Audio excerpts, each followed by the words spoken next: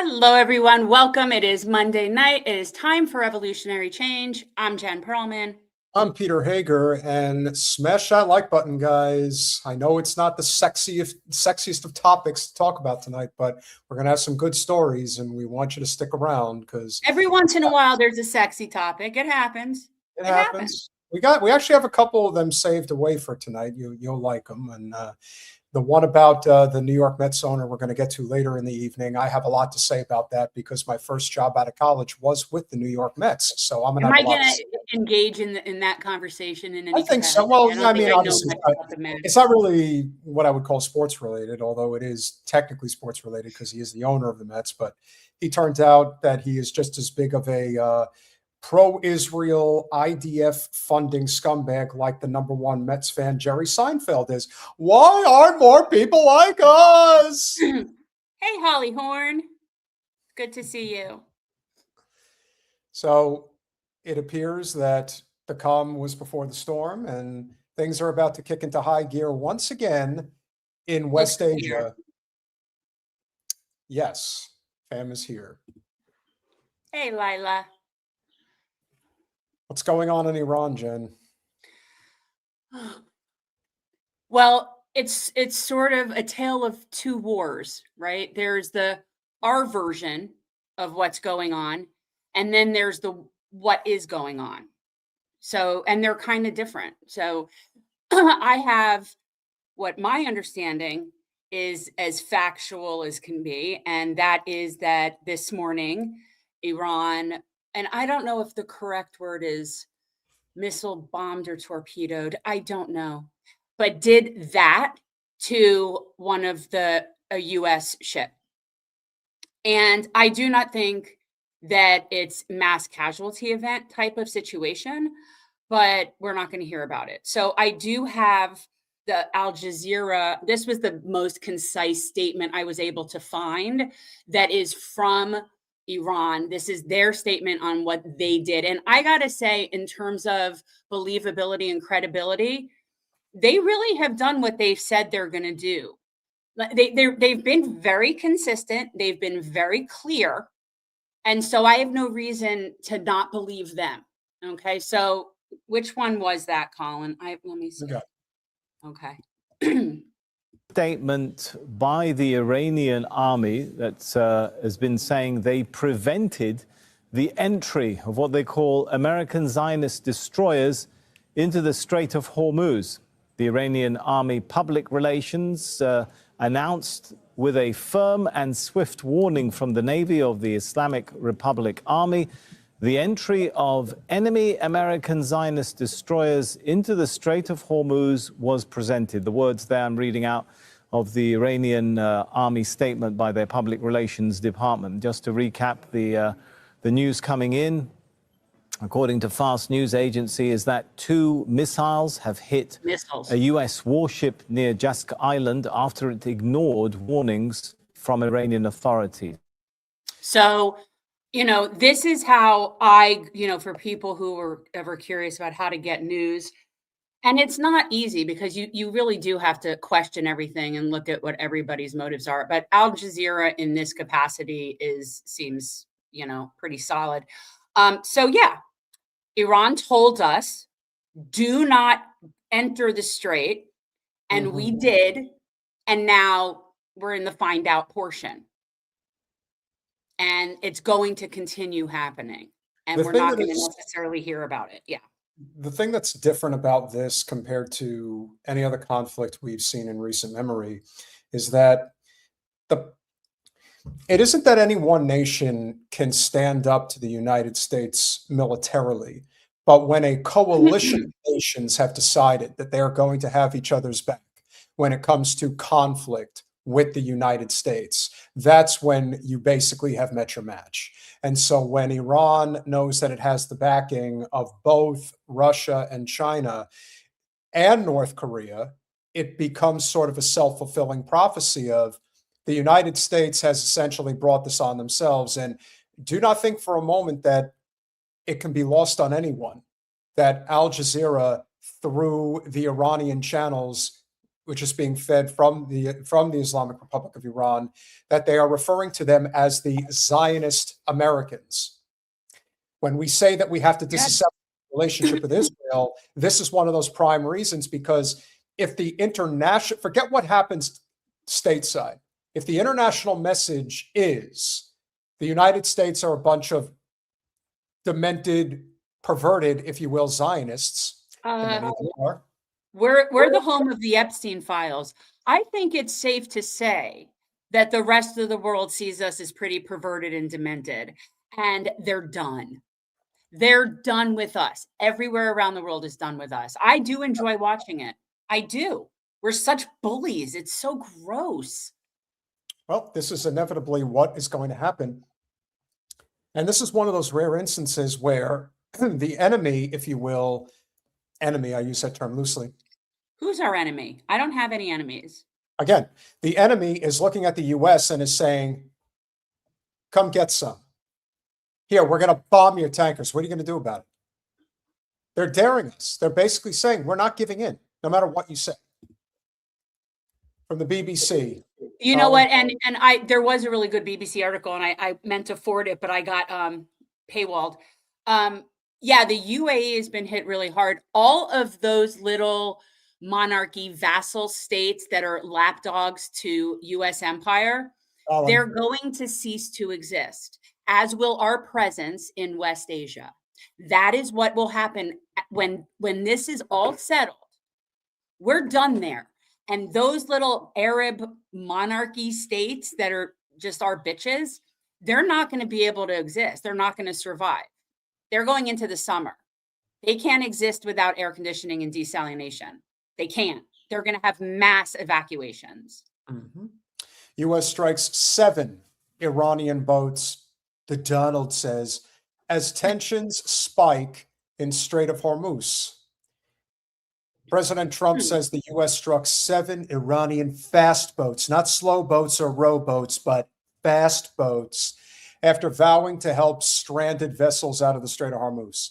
A shipping company, Maersk, says one of its We know about Maersk. We know all about Maersk. Oh, yeah. They can't drive straight.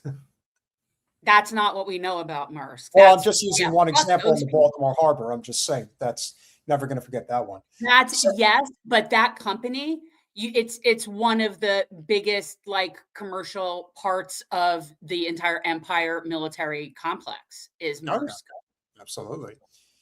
Says one of its commercial vessels has now left the strait, accompanied by the U.S. military. Iranian Foreign Minister Abbas Araghchi says there's no military solution to a political crisis, adding Project Freedom is Project Deadlock. Meanwhile, Iran's military says it has fired warning shots at American warships. U.S. Central Command denies a claim in Iranian state media that Iranian missiles hit a U.S. destroyer. That's a lie. That's what I started off this entire night saying. We're living in 2 different realities. Well, so this is really why I won't, does depend on what news you read. Well, that's why I won't pull up any domestic side stories like CBS, Zio, because again, you got to go to places like Al Jazeera and the BBC in order to get any semblance of somewhat of a neutral publication. Outside of that, BBC is not neutral. No. Okay. BBC is also a bitch. So, that is never going to be the first pick in terms of where it's credible. And yes, a lot of what they're saying is accurate, but they definitely are compromised. Elsewhere, the UAE says it is defending itself against missile and drone attacks originating from Iran. Tehran has not yet officially commented. Officials say a drone attack has sparked a large fire at the UAE's biggest oil port. Okay. Well, keep going. Every single thing that we do to Iran, they're going to revisit that on all of those nations that are assisting empire in fighting against Iran, right? Like that's totally within their right to do so. Why would they not do so? Just like the Strait of Hormuz has always been open. It just hasn't been open to us. President Trump says the U.S. has struck 7 Iranian fast boats in the Strait of Hormuz. As strikes in the vital waterway for global shipping escalated on Monday. Here's a summary of today's updates. U.S. Central Command says helicopters were used to destroy the Iranian small vessels, but Iran is yet to respond to the claims. The reported operation is part of Trump's Project Freedom, which the president says will see the U.S. help stranded vessels and seafarers exit the strait. On Monday, shipping company Maersk confirmed one of its commercial vessels. It had been able to exit the Gulf, accompanied by the U.S. military. Iran, though, continues to insist the strait is closed and says it has fired warning shots at U.S. destroyers. Washington has denied that a U.S. warship was hit. We now know for sure that they have been. Meanwhile, well, what was the verification that you're using?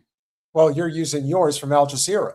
Well, I'm using, and that was the statement by the Iranian guard. So it's basically their word versus ours. Now, again, I am inclined to believe the Iranians. They've been extremely forthcoming and consistent with their messaging. So I have no reason to not believe them. I would be inclined to believe Iran because we are encroaching upon their territory, not them encroaching upon ours. It's that simple. Exactly. Meanwhile, the UAE says its defenses engaged 15 Iranian missiles and 4 drones on Monday and accused the regime of a drone strike on the Fujairah oil industry zone. I think I did a decent job with that one. And South Korea says it is investigating a suspected strike on a cargo vessel in the strait after a reported explosion in the ship's engine room. We're pausing our live coverage on this page. You can follow it. And again, that's BBC. We got to take that with a grain of salt because really it's not that different from like, you know, New York Times, WAPO. They're all kind of the same. CBS, they're all kind of the same. You'll get some information that has some inkling of what did happen, but it'll be curated in bits and pieces in a way to completely change the narrative. So it isn't even that they always just flat out lie. We're going to talk a lot about media tonight with our guest. I'm so excited to be talking with him. And if you do not know, we're going to be having Alec Karakatsanis on. And he is the author of Copaganda, which if you have not read, I so highly recommend. It's one of those books that should be required reading. Sorry, but it should. It's up there with, like, it's not as long and deep as something sort of like a People's History, but Copaganda is just like a primer. Everybody should definitely know Copaganda. Now, if you want to know, before we conclude here, why I think most people would probably be inclined to believe the narrative from the Eastern side versus the Western side. It's actually pretty simple because if there's one positive that we can take from having the president that we have is that he really doesn't mince words. He doesn't hide. He just says what he feels needs to be said. And this is a prime example of just that. Oh my God. Trump says U.S. Navy like pirates while seizing a ship in Iranian blockade. Do we not have the video of it? I'm sure people have seen it by now, but it's just, I love that he says it out loud. I do. I think this is where maybe you and I differ from so many people, is we don't mind seeing what we already know existed anyway. Yeah, of course. Right. So for people that didn't really know about this, it must be so very uncomfortable. And for people that have known this is the situation, because again, this is not new. This piracy, what we do in waters that are not ours, as a rogue, lawless nation, we pirate all the time. What's going on down in the Caribbean and off of Venezuela, that's not new. And this fool makes us all be able to see it so much clearer. Well, again, this is the whole thing about the collapse of American empire and why, I hark back to the days of Teddy Roosevelt, because there's always been titans of industry, but there seldom has been sort of this modern era of robber barons where that the president himself is playing that role instead of a role protecting the people, which is what his role is supposed to be. And this is just not surprising in any capacity. Yeah, we're totally robbing them. We're totally taking what we want. Yeah, it's what Americans have always done. Unfortunately, that's a big part of empire. It isn't a question necessarily about, well, it never has been a question of getting resources that the country needs. It's about using the military-industrial complex to seize upon assets that make people rich and powerful. And that's all it's about. And so here he is saying exactly that. And we took over the ship. We took over the cargo, took over the oil. It's a very profitable business. Who would have thought we were doing that? We're like pirates. We're sort of like pirates. But we're not playing games because, you know. This little excerpt, is up there for me as when in his first term, he turned and he said that we were in Syria for the oil. And I was so taken aback. That was the first time I ever thought, yeah, did he say that out loud? And this was like that to me. But yeah, the piracy thing is nothing new, guys. It really isn't. But he says it out loud. And I, as somebody who appreciates truth, even when it's really ugly, I can't help but be satisfied. Well, that's why I've often said, and I've tried to make this as clear as I can to as many people as I can, is that Trump is the least of your worries. The fact of the matter is, it's the people in that room that are laughing and cackling and saying, whoa, because those are the real robber barons. Those are the ones who love having a commander-in-chief that are basically just letting them do whatever they want, that are not getting in their way. And what's the trade-off? The Trump family gets richer and more powerful. That's it. That's the trade-off. It's pretty simple. The one thing you can tell with Trump is that it's quid pro quo from now until the end of time. Exactly. I agree, Sean Rockersy. Look how cute you are. I know. He's like, we're like pirates. No, you are. You are. I agree. We are pirates. We're the bullies. We're the bad guys. We're rogue. We are a rogue, lawless, bully nation. And for anybody who suggests that I leave, the problem is that we're the bully. So the rest of there's nowhere you could really go where you're not contending with us. Europe's going to be in a real shit show too, by the way. Yeah. They're in a bad way. Like Europe is not going to be when we go down, they're kind of coming with. So a lot of the people that have left here and gone there, I don't know that, you know. Anywho. Remember, if he was doing something wrong, or if people actually had humanity regarding this is also something I want to be very clear about when it comes to late stage capitalism, if you guys are not noticing, is that the people who sit at the very top that are looting the treasury, so to speak, and are basically daring the populace to rise up against their tyrannical government, as they once did many, many moons ago, but being as it may today, what you're seeing is very simple. They understand what's coming, and they're trying to get every last ounce of it out that they can grab before they're not able to do it anymore. And then where they're going to go? Well, some of them will have their own Epstein-like private islands, and they'll be fine. But there's going to be a lot of people that are going to have their comeuppance. Ben Shapiro happens to be one of them because the collapse of the Daily Wire is real. I'm sure the collapse of the Turning Point USA is going to be next. The collapse of the Democratic establishment hopefully will happen if the new voter base ever gets their feet. It's all happening. It's all happening. Yeah. And that's essentially where we're at. I agree, Lila. Europe is so bad shit. There, you know, even us not pushing, they're still so gung-ho going to war with, and NATO needs to just go away. They need to just go away. Well, the thing that I've always found fascinating is that the people that often want to go to war, or the people that are loudest about war, are always the people who never fight in war. Isn't it amazing? No, they send other people's children to fight in war. And you know what? The mothers in this and in this world right now, we're not having it. No. We're just not having it. You know what I found out today? I found out that the origin of Mother's Day was anti-war, and it was post-war. It was like during World War I believe. And I'm going to talk about it Mother's Day, but it has to do with peace and anti-war. And that entire message got completely separated from it purposefully. So, yeah, more on that.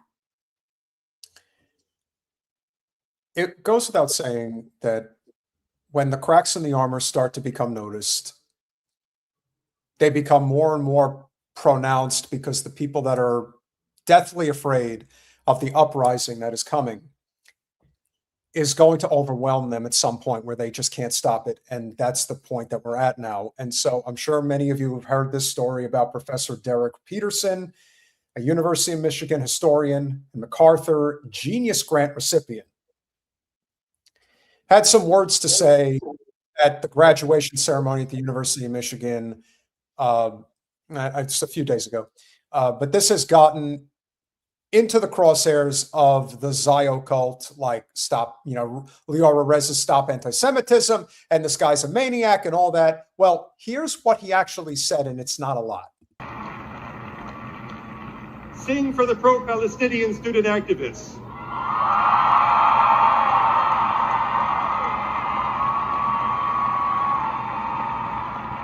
Who have, over these past 2 years, opened our hearts to the injustice and inhumanity of Israel's war in Gaza.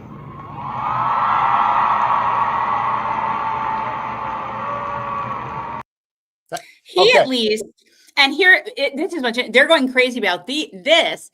He still referenced it as Israel's war in Gaza. Not so a genocide. He didn't even, right. He wasn't even so controversial as they, so yeah. Listen closely to the end. Listen closely.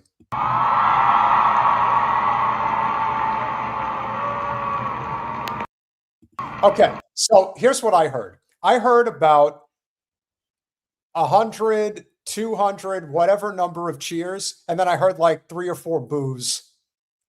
You could actually hear those boos at the end. And don't get me wrong, if anybody knows the University of Michigan, if anybody knows Ann Arbor, if anybody knows the affluent classes of the state of Michigan, there are quite a few Zios in that state. There are quite a few Zios that go to the University of Michigan. So it's not surprising that you would hear them cackle, if you will, at the end. But what this tells me is that the chinks in the armor are real and that they cannot keep this quiet forever. They just can't. They're going to try for all it's worth, but it would seem to me that this is just, again, it's taken way too long. We agree, but just the fact that it is inevitable that the state of Israel is going to collapse. And if we played a small part in that, then all this hard work has definitely been worth it. It's been worth it anyway, because it's the right thing to do. So for people who may not remember, the University of Michigan was one of the universities that the encampments faced, the students faced arrest. And we actually had the attorney who represented those students at that time on our show, and we spoke with him. I want to say, what was his name? Rachel knows who I'm talking about. The attorney from Dearborn.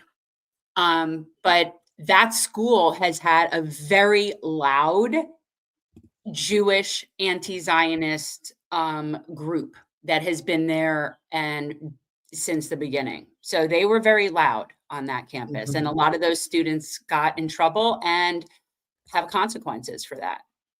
So there's a lot of courage, and he has courage too. And he maybe he was inspired by students that he had who were arrested or had their, or weren't able to graduate last year or whatever it is, But yeah. Well, Michigan is becoming a breeding ground right now for this primary election. And needless to say, it's a pretty big election for the U.S. Senate. Abdul al-Sayed is somebody who, we certainly would like to have on the channel. He's definitely listen, he's like Graham Plattner. It's like these are the only 2 guys out there that are really doing it, but they're doing it in a way within the Democratic Party where they're not mincing any words. They're being very clear about this. Now, the thing that the Democratic establishment seems to not be hiding so subtly is the fact that what they're going to do, if in fact Plattner gets through and Sayed gets through, they are going to work with the GOP behind the scenes to make sure that these guys don't win. Because if they do, they could very well upset the apple cart. And that, more than anything else, is what the Democratic Party lives and dies for. It is a organization that is meant to be, as I forget, was it Nader who said it? The Democratic Party is a graveyard for progressive populism. It just is. Well, it is. It's a graveyard period, but yeah.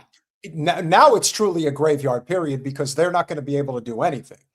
Everything that looks normal or to them is being completely flipped upside down, especially when it comes to somebody like Zoran Mamdani. And now you have the opportunity to potentially further that with the addition of 2 U.S. senators. That's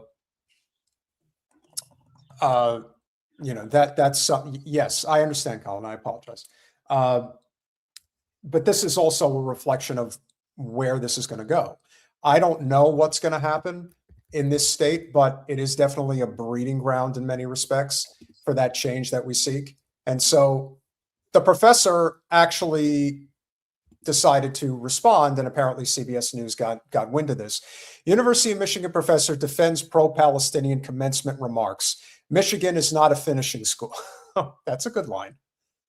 Controversy has erupted over a history professor's remarks during the University of Michigan spring commencement program Saturday in Ann Arbor. Derek R. Peterson, a history professor and the outgoing faculty senate chair, made remarks regarding the Israel-Palestine conflict that were hurtful and insensitive to many members of our community. Is that true? Is Mr. that true? Domenico Grasso, University of Michigan president. They were He said hurtful. hurtful remarks. Yeah, hurtful. Hey, they hurt right here in the And the this is where we see how sick this is, right? So somebody's remarks saying that somebody did something good, these people take that as a personal affront to them. That's so demented. He didn't even mention them. No, he didn't even say it was a genocide. No. Grasso said that Peterson deviated from the remarks he had shared before the ceremony. I'm Okay, sure he did. So you're admitting that you have to control what everybody says, that no one is allowed to say what they want to say. So much for free speech. Furthermore, the remarks made were inappropriate and do not represent our institutional position. No, dickhead. What they don't represent is your endowment donors' interests. That is all that statement means. Nothing more, nothing less. I'm just still trying to wrap my head around what the remarks were that were made that they're trying to disassociate from. Was it that he was proud of the protesters that stood up?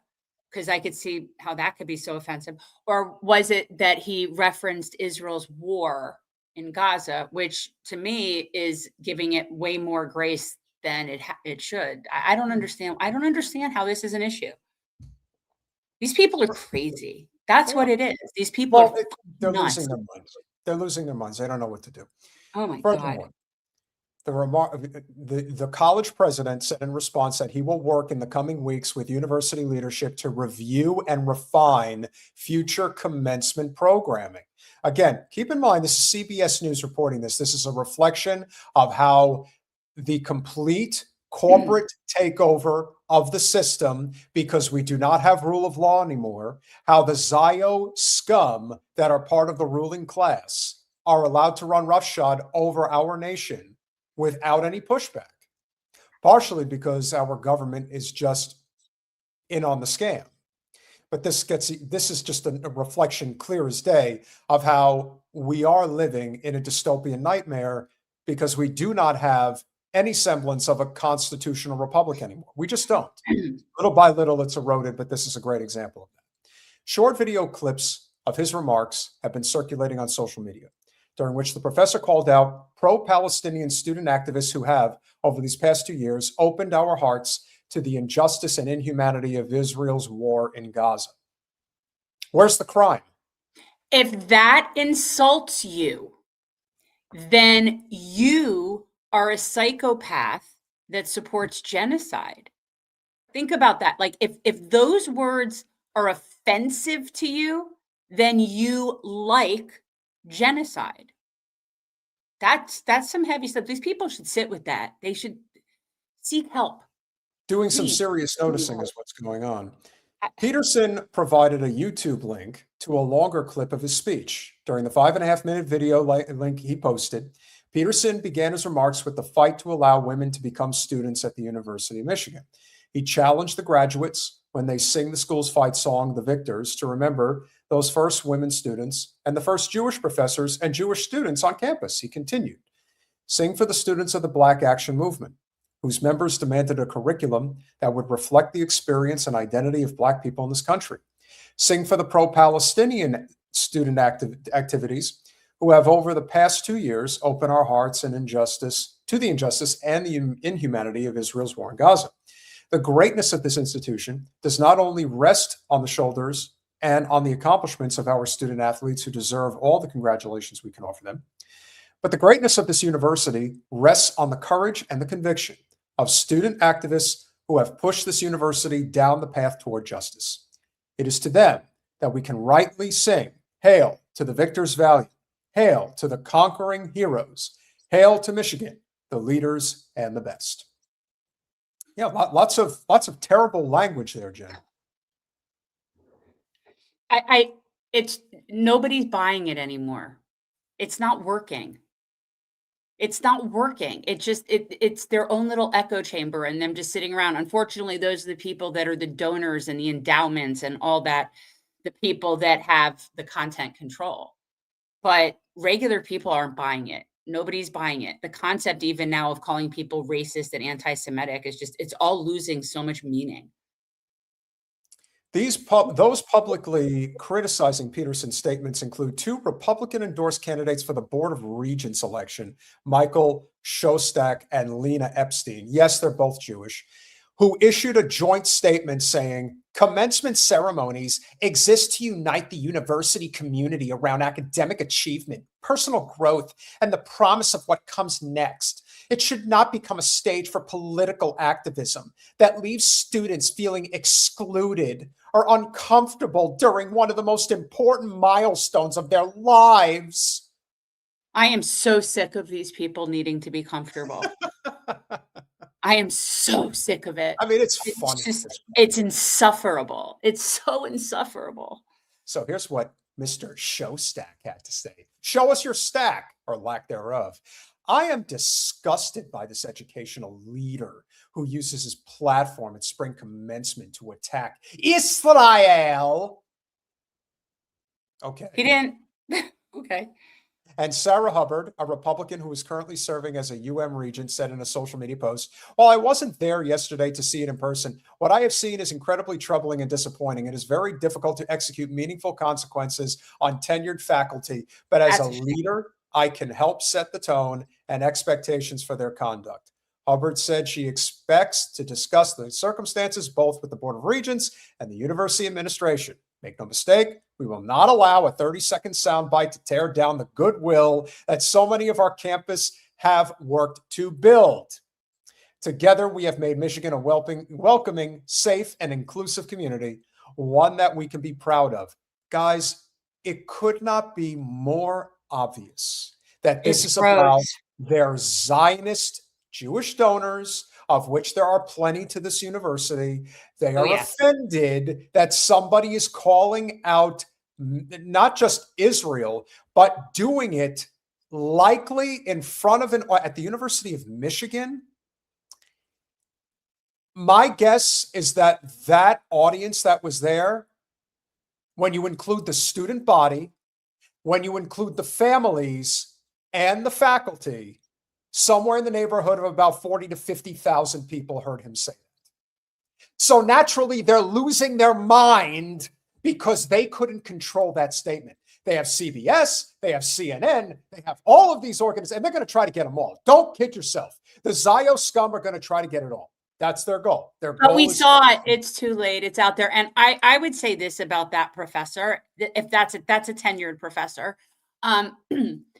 He knew exactly what he was doing. 1, he knew exactly and it appears that he definitely went to the rather beg for forgiveness than ask for permission approach, because whatever he submitted as his speech is not what he ended up giving. So I think he knew exactly what he was doing, and he's prepared to take whatever the consequences are. So who knows? Who knows? But yeah, he did not care. This is one of many instances that we have shown you, that we have seen, where when it seems like the change is not happening, it really is happening. It's not happening as fast as we would like, but we're doing everything we can to facilitate that change. And we need to, because as we showed at the top, Al Jazeera, in accordance with what the Republic of Iran wants to identify the United States as, we're being called the Zionist Americans. They said it multiple times. It wasn't a misspeak. It was very clear what they were intending to say. And that is why it is incumbent upon us to do everything in our capacity to help push that narrative as hard as possible, so that the America First movement against the Zionist state becomes a unified front, so we can no longer have to deal with this shit anymore. Lord knows this is just the beginning, because as days go by, months go by, even years go by, think about how many vigilant, revenge-seeking individuals from West Asia are going to want to rain holy hell over us. And well, I'm somewhat hopeful, based on my experience with people that are of the people that are the oppressed people there, that they understand nuance, and they understand that the American people are not the problem in this, that the American people are not their enemy, and the American people, and they do a lot better job of that in other countries than we do here. We're not enemies to anybody. I have not yet seen one country whose people think of Americans as anything other than they like us. Truthfully, the people. So they seem to understand the difference between American people and the Zionist entity empire. Well, the one thing that has become crystal clear that I think we can universally agree on, even if they identify as American, Zionists have a way of distinguishing themselves in such a negative way that you cannot help but recognize that what they're actually doing, and we could do this at least once, if not multiple times every live stream, their intention is to try to goad people into reacting to their antics. That's always their that may not be their stated goal, but that is what they do. And so this was a clip that I found that just it hasn't really made the rounds, but I found it on Instagram, and it really tells an incredible story, because you have to listen carefully to what everybody is saying here, from the person who's filming it to the person who's being questioned. Let's set the stage. This is a cafe that is owned and run by a Palestinian, and he has to deal with a Jewish Zionist in his store. Are you calling for Zio Hunter? Oh, this is definitely Zio Hunter territory for sure. Okay. All right. We're calling for Zio Hunter. Here we go. You're causing disruption. I'm gonna call the police if you don't leave. Please call the police. I'm not causing disruption. You need to leave. You need to leave. Sir, you need to leave. Start again so you can see the headline. You're causing a Zionist provocateur wearing a Star of David that was ejected by the owner and then removed by police. disruption. I'm gonna call the police if you don't leave. Please call the police. I'm not causing a disruption. You need to leave. You need to leave. Sir, you need to leave. I don't need to leave because this is a private business. You're being asked to leave. Please stop screaming. You want me to escort you out? Please stop. You want me to escort you out? Please stop screaming. Leave my business in front of my son. Get out of my business. Stop screaming. Get out of my business. Is it his business? This is a business. You were the owner. He owns the cafe. Hold on, please. Hold on. Hold on, please. Hold on, please. Unbelievable. The level of entitlement, you know, they just so show their whole asses because any normal person, when asked to leave, will get up and leave. Right? That's a normal person. When you're asked to leave, you might ask why, you might question it, whatever. But by this point, you would have just left. But only a real sociopath is going to sit there and debate it because they're so fucking entitled to be able to do that in someone else's business. Now, keep in mind who is filming here. The Zio is filming. Of course he is. Now, I have no doubt whatsoever that upon entering this cafe, that there was probably, this is my theory, okay? It's not going to be detailed in this story, but this is my theory. There was a Palestinian flag, probably a poster, pin, or something, either on the doorway, at the counter, wherever it was, and the person in question saw it and decided to either take out his Star of David necklace or something resembling the state of Israel. And I think he's wearing a hat. It said he's wearing a hat with the Star of David on it. Wearing a hat with the Star of David. So we all know what type of hat that is. It's the Israel flag on a hat. Correct. So to suggest that this person didn't know the place that he was going into, I don't buy it for a second. I think he knew exactly where he was going. He went in there to antagonize. Absolutely. Yeah. He knew exactly what he was doing. He purposefully wore that in there. It's the equivalent of a MAGA hat in terms of it really is. It's very triggering for people. And you're allowed to ask people to leave your business. You're allowed to. Yep. Gentleman asked me to leave because of my hat. You're being this is a violent hat and you need to leave. My hat is it's violent. It's violent. I'm sorry. This man cannot ask me to leave because I can. It's my business, bro. No, he can't. It's my business. You can't refuse someone. I can. Yes, I can. You can't refuse service for a protected class. And protected class. A protected class. Are you Israeli flag hat wearers? Zio hat wearers are a protected class? Oh my God. This is infuriating. I mean, a protected class. Protected class. He's asking me to leave because of a Magen David dome, which is Magen David, which is a Jewish star. He can't ask me to leave because of my religion. He can't ask me to leave because of that. Yes, you are. You said, are you a Zionist? You said. Are you a Zionist? I don't have to identify myself by my religion. And you don't get to claim you're being persecuted for your religion if you're not identified. You don't get to say you're persecuting me for my religion and then say you don't have to identify yourself. Like, sorry, no. And also, if he were being persecuted for being Jewish, he'd be wearing a yarmulke. He's not wearing a yarmulke. He's in there, like Peter said, he knew this was a Palestinian business, and he went in there purposefully. It would be like somebody going into a Dem place purposefully wearing a MAGA hat. He went in there to antagonize. That's why he went in there. You gotta admit, this guy has some set of testicles to want to pull that shit. And that hat is violent. That is a violent hat. I agree. 1000%. Hey, listen, it's like our little friend in Miami who puts the hat on and flashes it on social media constantly saying, I'm triggering people by wearing my proud Jewish hat. It's like, dude, you're going to get your freaking head knocked off. Hopefully by me, but if not by me, then somebody else. You know, they really don't understand that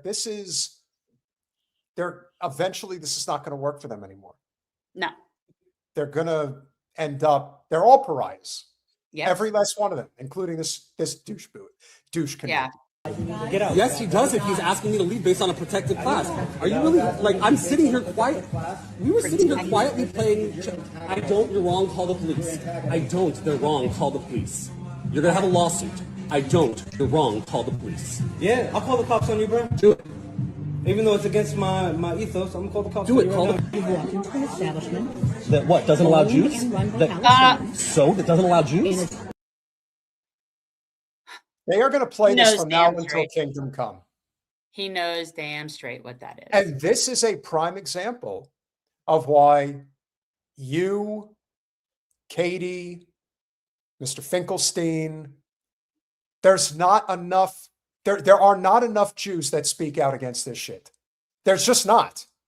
Like, there needs to be a consensus within the Jewish community that separates this shit. I don't care if it's only 25% of the Jewish community, of the Jewish population in the United States that doesn't identify as Zionist. That's still hundreds of thousands of Jews in this country who do not agree with this shit, and they choose to be silent about it, and they allow people like this piece of shit to speak on their behalf, knowing full well what is coming for them as we go forward. It's already happening.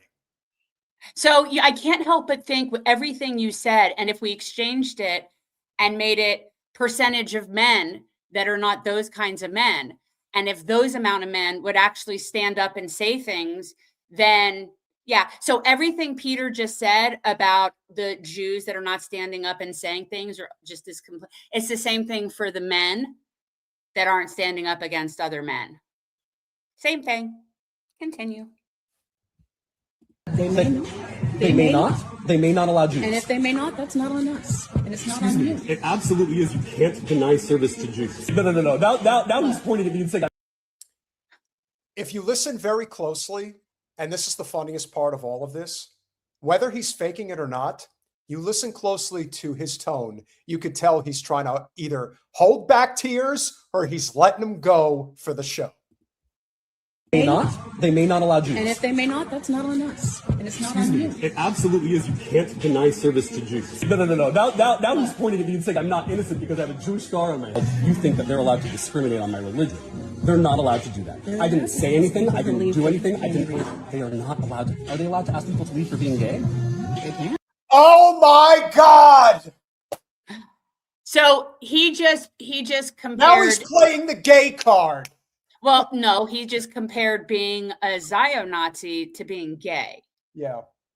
He's comparing him wearing that obnoxious, purposefully triggering hat that announces that he's a genocidal freak, that asking someone like that, you don't want them in your establishment, is comparable to asking a gay person to leave your establishment. That is the same as the people that argue allowing gay marriage will then lead to people marrying their pets. That's how stupid that is. Oh God, how many victim cards can you pull out of your ass? Can't with this. No, they can't. You are not allowed to discriminate based on a protected class. You let your child, if you were with them, if someone was discriminating based on... You're using your son as a human shield. You're a coward. You're a coward.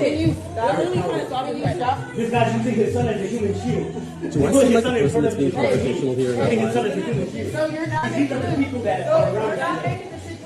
I asked you to trespass him 10 minutes ago. He's still here. To hear your side. There's no side. He's being trespassed.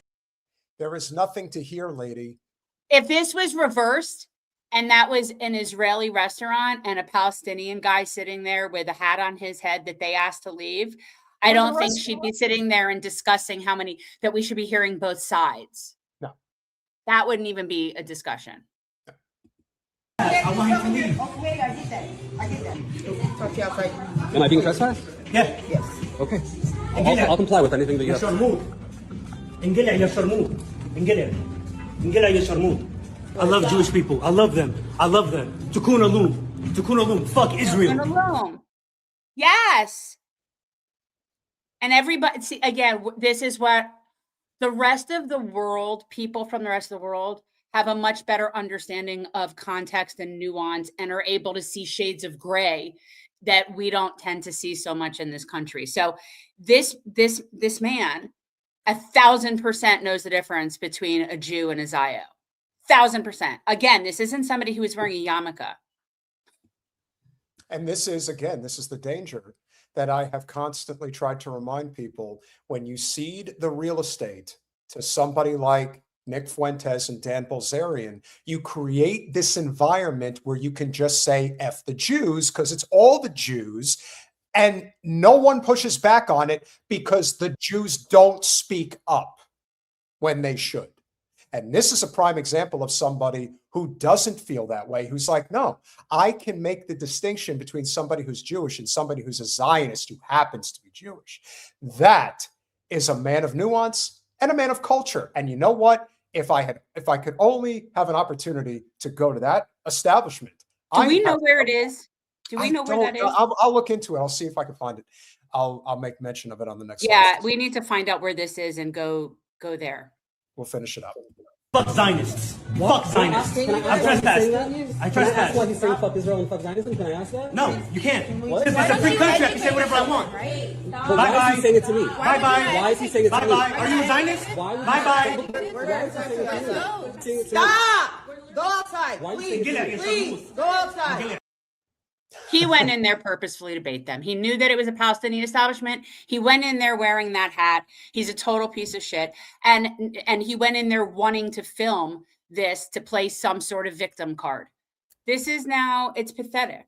It's just they look so pathetic. The best part and the primary reason I pulled that clip is because he called himself a member of a protected class. He's gay and he's Jewish. No, I don't think he's gay. I think he was saying hypothetically, would they throw someone out because they're gay? No, I don't think he's gay. I think he was saying that hypothetically. He was comparing. He thinks that he's in a protected class, but he doesn't know what a protected class is. Most people don't. It's just a word that people throw around because they don't know. It actually does have meaning, and it's based on constitutional law, and it's based on certain cases and what constitutes a class. And unfortunately, not everything is a protected class just because we say so. So, Israeli flag hat wearing douchebags are not a protected class. Okay. That's not something that's recognized in our Constitution as a protected class of people. And I would also suggest that that's a private establishment. It wouldn't matter anyway. So that's fair. I digress. Well, the noticing continues, and it's not going well for the Zio class anymore, thankfully. Jen, floor is yours. I know you've been looking forward to our esteemed guest for quite a while. I am. And it's funny because Rachel was like, this is the Moby Dick for her because it took her so long to set it up and she knew how long I wanted to speak with him. And so, this is part of what I started, guys, is my Mission Abolition series, something that is important to me that I'm just going to keep putting out there. And this is something that I think is a huge part of that I've been wanting to talk about for a while. And so for people who do not know who Alec Karakatsanis is, I think I said that right. Karakatsanis. Did I say that right? Give me thumbs up. Was that remotely good, Alec? Okay. All right. So all Greek to me. Yeah. Okay. Well, it is all Greek to you, right? I think it's a practice from my story because one of the big families is the Kyriakis family. And so it's just this, whatever, on Days of Our Lives. Anywho. So Alec is a human rights lawyer, and it's amazing to me that somebody who has seen so many multiple sides of what, and now because of him, I call the punishment bureaucracy instead of what people call criminal justice system, and is someone who uses all of his power for good and not evil. But anyway, Alec is the author of Copaganda. And guys, if you have not read Copaganda, and if I had one, I would, but I did the audio. And so I can't, but everybody needs to read it. I think it's one of those books that once you see it, you won't unsee it. And you'll start to see the Copaganda everywhere because it's everywhere. So I'm very excited to talk to Alec. Bring him in. Welcome to Revolutionary Change. Hi, guys. Thanks for having me. Hi, it's so nice to meet you. I'm a big fan. So this is like a little bit of a fangirly moment for me. I appreciate what you do so much. Great to meet you both, too. So, I mean, I also need to also thank you because your audiobook, which you do not narrate yourself, so that was a little bit of a bummer, but your audiobook kept me a whole road trip from South Florida up to Tampa and then back up to Georgia. And it was very good. You were very good company. And there were so many aspects of this. And you really put things together in a way that I think people can see in regular life very easily, that I don't think people notice, but yet it's very visible once you can see it. And so I wanted to start with, and this might even be in somewhat of order, but just what is crime news? And my first knowledge of this was back with Michael Moore's Bowling for Columbine. I'm sure you've seen it, right? Bowling for Columbine. Yeah. Okay. Yep. Of course you have.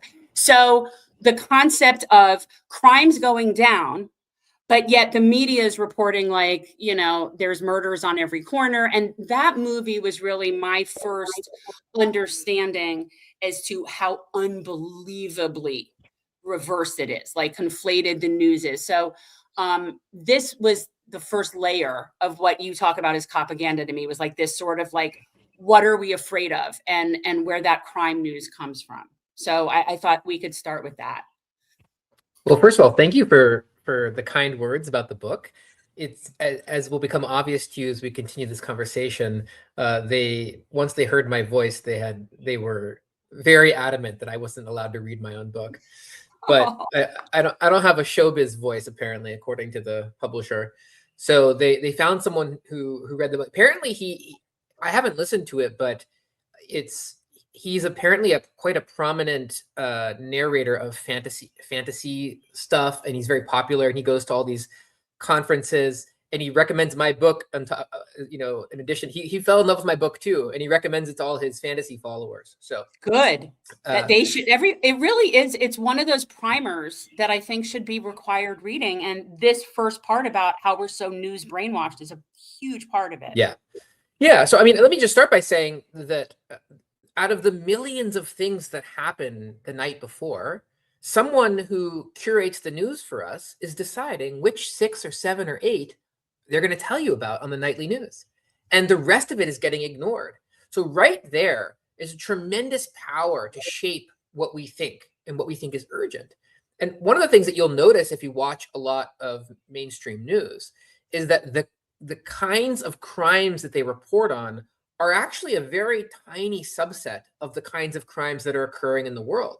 So if you watch a lot of local news, you'll see a lot of stories and examples of crimes that are associated with the most poor and vulnerable and marginalized people in our society, people of color, immigrants, etc., right? Unhoused people, strangers. There's a lot of focus on stranger violence in the news, right? Even though the vast bulk of violent harm in our society and sexual harm in our society is actually perpetrated by people who know each other. The news doesn't give you that impression. And I'll get to why in a minute if you're interested. But I think that the key point here is that there are far larger crimes like wage theft, for example, which takes about $50 billion a year from mostly low-wage workers in the United States. That's like 5 times all of the property crime that the FBI and all the police in the United States track combined. Or tax evasion is like $1 trillion a year. So that's like 60 times all of the property crime combined. So it's orders of magnitude bigger than, like, let's say, shoplifting. And yet in the news, there's hundreds and hundreds and hundreds of stories about shoplifting and almost no stories about wage theft or white collar crime, like environmental crimes, for example, is another one where there's air pollution and water pollution. Every single day, there's 100,000 people in the United States die from air pollution every year. So that's 5 times all homicide combined. A lot of that air pollution is actually criminal. Like, it's illegally spewed stuff into the air. Same with water pollution, which destroys so many countless lives. We know there are hundreds of thousands of water pollution crimes. So what is crime news? Well, actually, crime news does not include, when was the last time you saw a water pollution crime on the news, right? So it's the first job of Copaganda, really, is narrowing our conception of crime and threat so that we're really, really afraid of people who don't have power in our society, and we actually ignore the far larger crimes of people who have power. Yeah, like that always. And every time I hear anything about that, I think Sackler family. I think of people that it's, you know, the fact that you could pay your way out of criminal liability is infuriating to me. It's infuriating to me. It's another avenue of Luigi Mangione. It's Mangione monetary theory. Because when you think about it, and we've talked about this a lot, the outrage that people have towards Mangione versus Brian Thompson, to me, is just a reflection of, as you were stating, what this form of crime attention that people are paying, or the types of crime that people are generally exposed to or paying attention to. There's a difference between killing somebody with a gun versus killing somebody with a fountain pen. If you kill somebody with a fountain pen, it's considered decorum-like and professional. It's just the cost of doing business in a capitalist system. Whereas if you use the gun and you use blood, that's considered a bridge too far. And so it's usually blood crimes are the ones that typically make it to the news, and the crimes that involve putting your signature on a piece of paper that never seem to make it to the news. Right. And it's also an assessment of who has power, because there's lots of crimes that don't involve blood or anything, like shoplifting from Walgreens, that are dominating the news, right? And there's lots of, sometimes when it's in the interests of people in power, there's like, for example, with the there's a lot of like political scandals that don't involve that involve just the Hillary Clinton email scandal comes to mind, where the mainstream news was completely bombarded with this white collar supposed offense, right? There's many factors that go into this, but one of the main factors is sort of there's a constant and not necessarily intentional by everyone involved. There's lots of forces at work that mean that a lot of the people that are perpetrating this aren't necessarily fully aware of what they're contributing to, but there's an assessment of like what kinds of stories serve the interests of the aggregations of wealth that own the mainstream news. Because if you own a mainstream news outlet or you're a big corporate advertiser on them, you're not going to you don't buy a news outlet so that it does stories that are going to hurt your own self-interests. So there's all these kinds of Fox News will a lot of the time, so will the New York Times and MSNBC, they'll oftentimes focus on very, very minor white collar crimes if it's in their interest.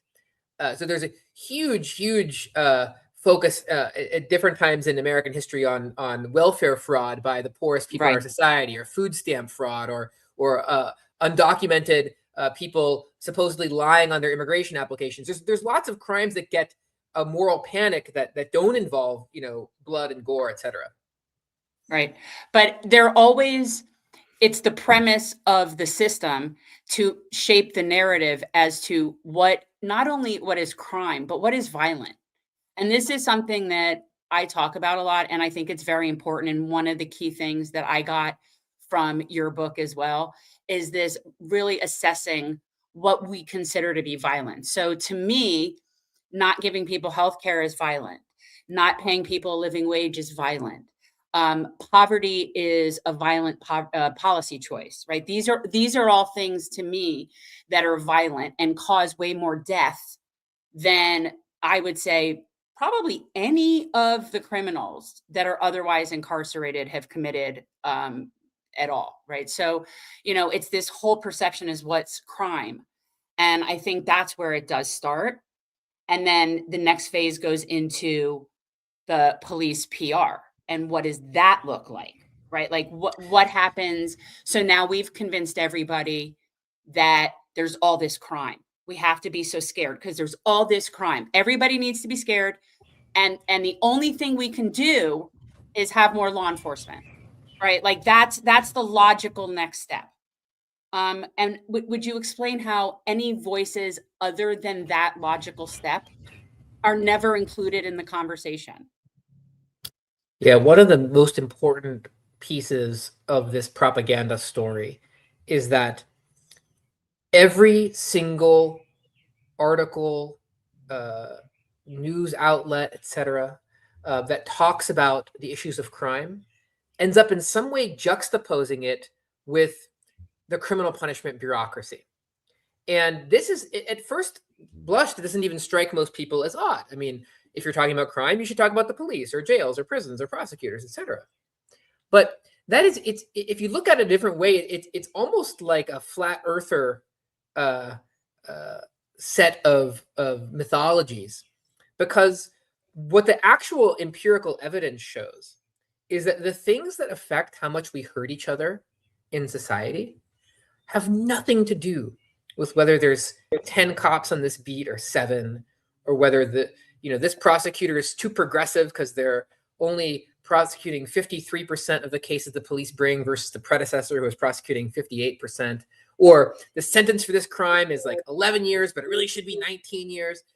These things have no impact on how much we harm each other in society. The things that determine at a baseline level how much interpersonal harm there is in society are big features of that society, like levels of inequality and poverty, levels of loneliness and isolation, access to healthcare and treatment, housing, early childhood education, exposure to lead. I could go on and on. You know, toxic masculinity. There's all of these factors which we know are the reasons people are harming each other, but the news relentlessly focuses on the supposed connection between the punishment bureaucracy, police, prosecutors, prisons, probation, parole, surveillance, and crime. And so why is that? I mean, there's many, many reasons for it, but one reason I talk about in the book, in a really important chapter, is the extraordinary billions of dollars that are spent by the punishment bureaucracy on public relations. So I just give the example in the book. The Los Angeles sheriff alone, at the time that I wrote the book, had 42 full-time PR officers. Okay, 42. The LAPD had another 27. So, or 25, I think it was. So if you just take the top 2 police departments in LA, and keep in mind, there's dozens of other police departments in LA County. Okay, Beverly Hills, you know, et cetera, right? Just the top 2 of them had 67 people working full-time on PR. I haven't even gotten into the jails and the prosecutors and the private firms and the mayor's office and the federal government PR people, the federal prosecutors, you know, the DEA, the FBI. I'm just talking about the 2 local police departments, 67 full-time people.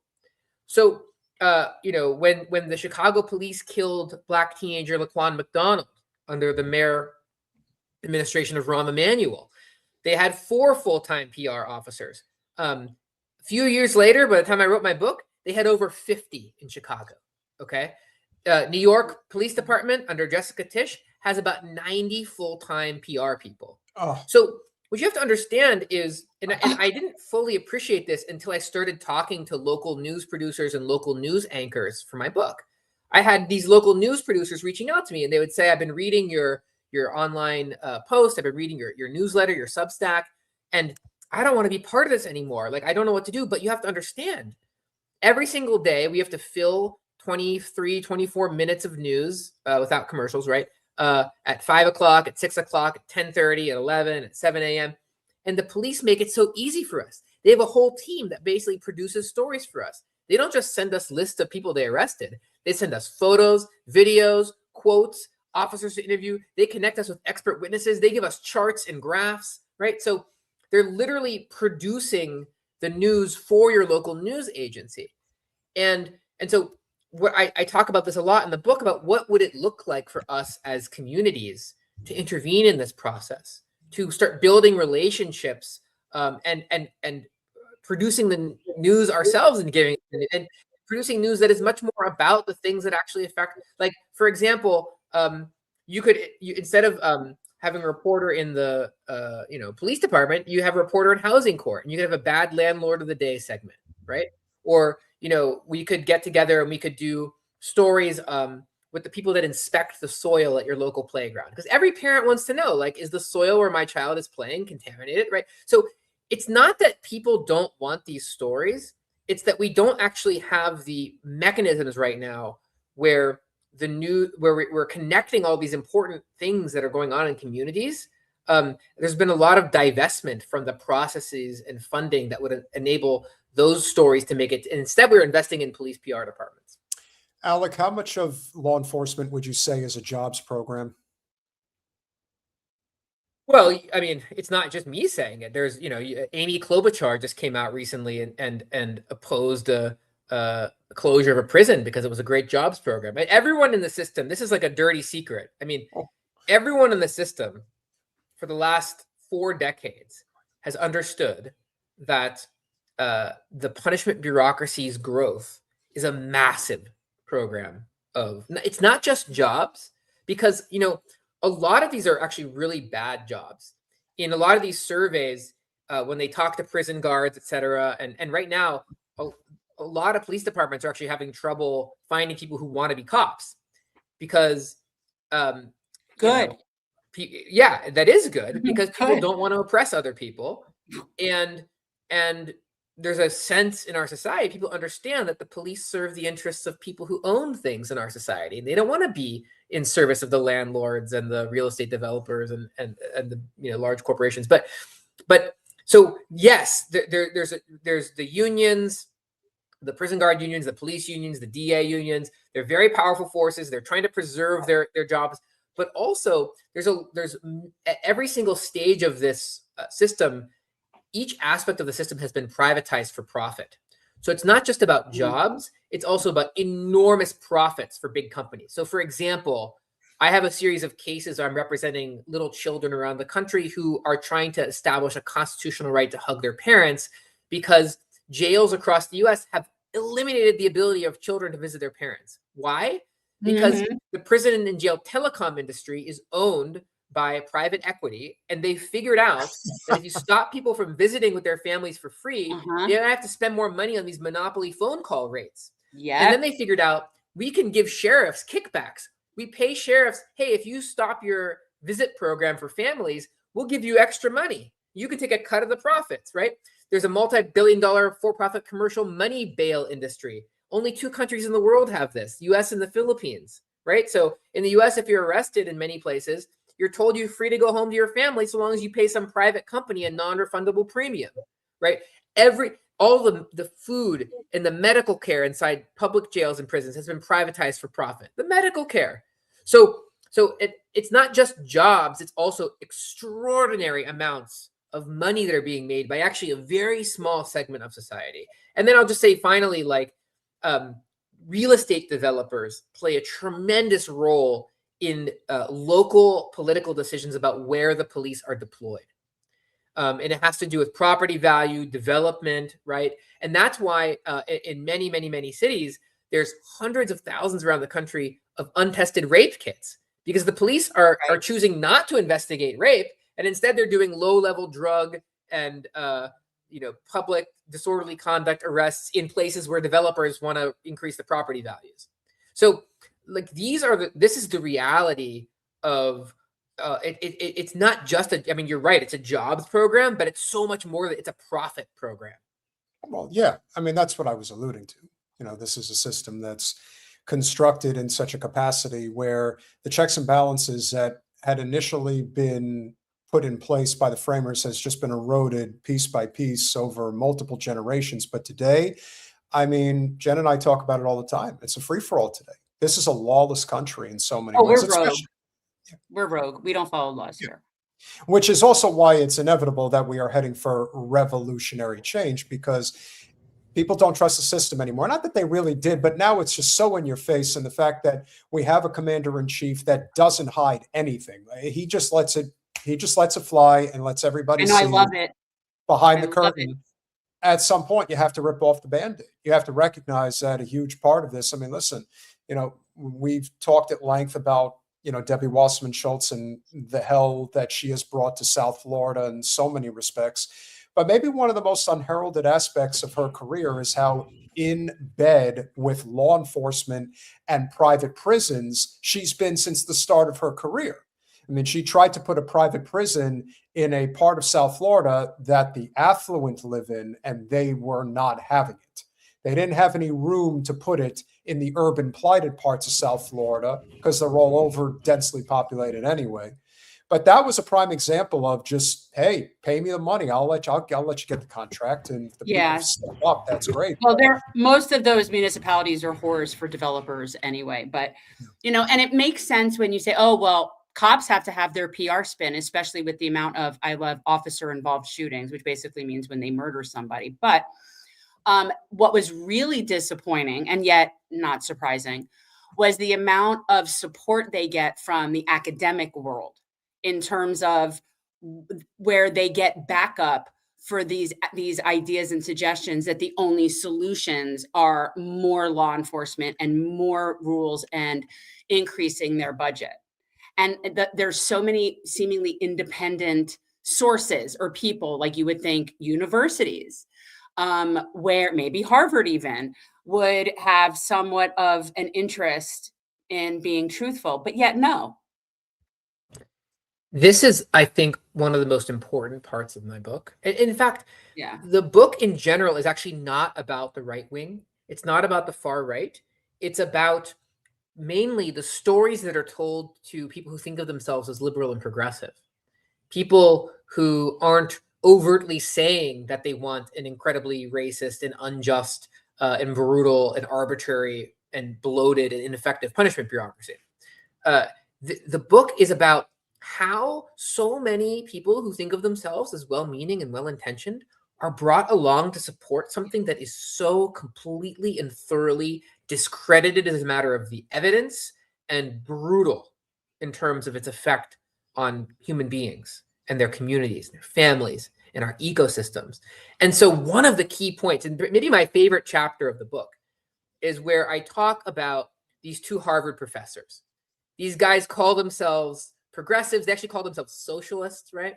And they make this ludicrous proposal for the greatest expansion of policing in modern world history. They want to add 500,000 cops to the US. And look, I'm not trying to pick on these two guys. They're clearly out of their depth, and they don't understand. They didn't understand any of the things that they were writing about, the evidence or what. But they're representative. In a lot of these big institutions, people know what kinds of things that if they say them, they'll advance through these institutions. It'll be rewarded. They know what they can't talk about, like Palestine, but they know what they can talk about. And they know that the fastest way to stardom is to claim to be progressive and liberal, but to support authoritarian intervention. And this is a key principle. The people who control the punishment bureaucracy, they know that if you have the police union saying something, a lot of the voters are going to be like, it's a little bit, I don't know about that. Or if you have the company that owns the for-profit prison telecom industry or the bail industry, if they say something, people are like, well, those people have a vested interest. So what they do is they launder the same points through people who seem independent and objective and credible. So you always get a Harvard, and you can always find some Harvard professors that are willing to put their name on something, right? They get funding for it, or they get career advancement for it, or a lot of these people in these elite spaces are actually ideologically, they really do believe the things that they write. But the thing is, they were selected over other people to get into those positions precisely because of the ideologies that they have, not because they're like the greatest scholars or anything. So in this chapter, I go through this proposal and I show how at every turn, it's one of the silliest, most unjustifiable, and most poorly supported things imaginable. And yet it was all over the mainstream news. These guys are getting paraded around, and feted, by other, pro-police scholars. The right-wing police union is having a field day. They're pointing, well, this is a study that by fancy people that says we need more police. So a lot of the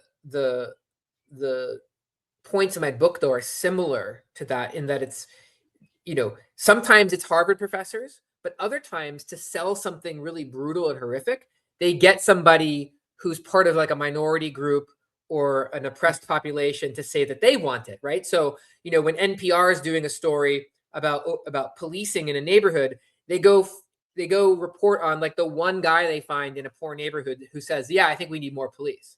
Right. So it's the selective curation of these voices, because they know that if they interviewed, a wealthy white person who says, oh, I want more police, that's going to hit different than if they find a poor black person who's been arrested by the police before, who also says, I want more police.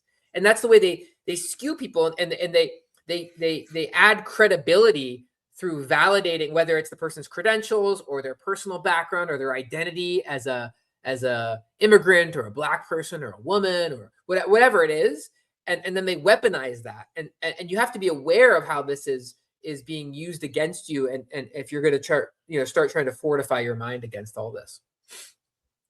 Yeah, I've seen it. I actually went to journalism school many years ago in college, so there's a lot of these things that I've always, and I do often point out things on this show that I just call teaching people media literacy. How, have you ever noticed that Palestinians they don't get killed, they just die? Do you notice how Palestinians just die somehow? Nobody murders them, they just die. And those kinds of like very passive voice types of things. I mean, we talk about that all the time. But so let's talk about what the actual numbers are in terms of that there is no link between increased law enforcement and reduction in crime. Like that those numbers are not real, and that the types of things that would actually help are not more money into law enforcement.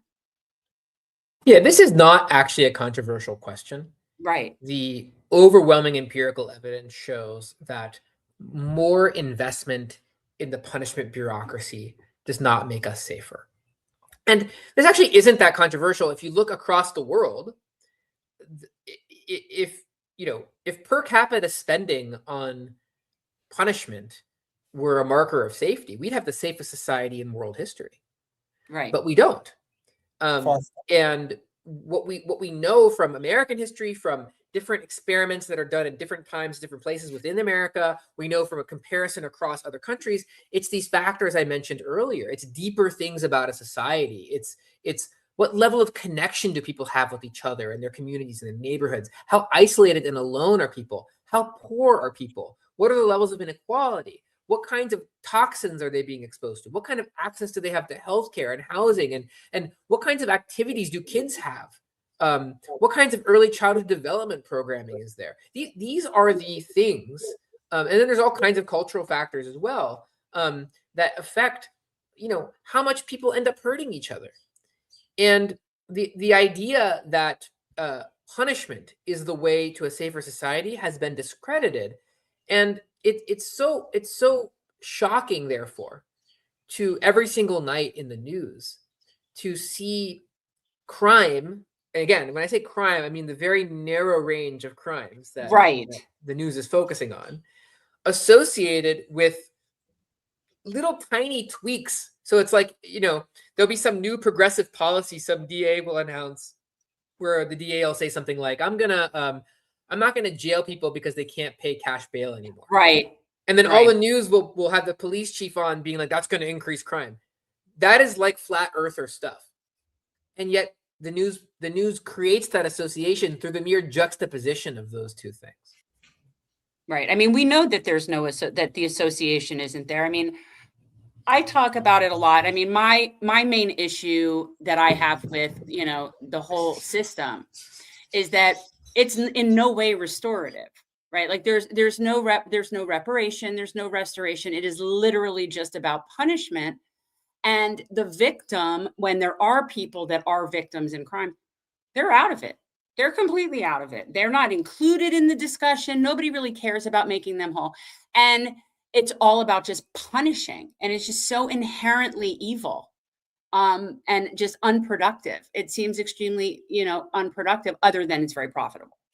One of the great scandals of this propaganda system is that the pain and trauma of the survivors of crime, the victims of crime, are weaponized. So just like every other part of the system, the stories of victims are selectively curated for you. So if many survivors of crime and their families don't support the punishment system, those people are erased. The people who do support revenge and punishment and more policing and longer sentences, those are the voices that then you come to see in the news. And there's been huge scandals over the last 20, 30 years in the US where many crime victims are actually excluded from even victims' compensation arrangements because they themselves have criminal records. The reality of the situation is that the line between perpetrator and victim is illusory. We all harm other people at different points in our lives. None of us is a perfect saint who's never harmed anyone before. And many of the people who are accused of crimes were themselves the survivors of horrific crime and violence. And so this image that we have in our head of these two categories, victim and perpetrator, it's much messier in reality. There's tens of millions of perpetrators and there's tens of millions of victims. And so the real question shouldn't be, well, what do these victims want and what do these perpetrators want and need? But the question is more, how do we use evidence to create the kind of society and the kinds of investments that lead to less overall victimization and less overall trauma? And that is precisely what the system is not doing right now, because there's a lot of money to be made by creating a system that is just ramping up the punishment at every turn. And it does not repair victims. I will say, and I don't know, I mean, I don't know if this is still the case. I would think it is, but many years ago when I was in law school, I actually did a whole like thing about the death penalty. And I remember at the time reading many statements from victims' families after executions.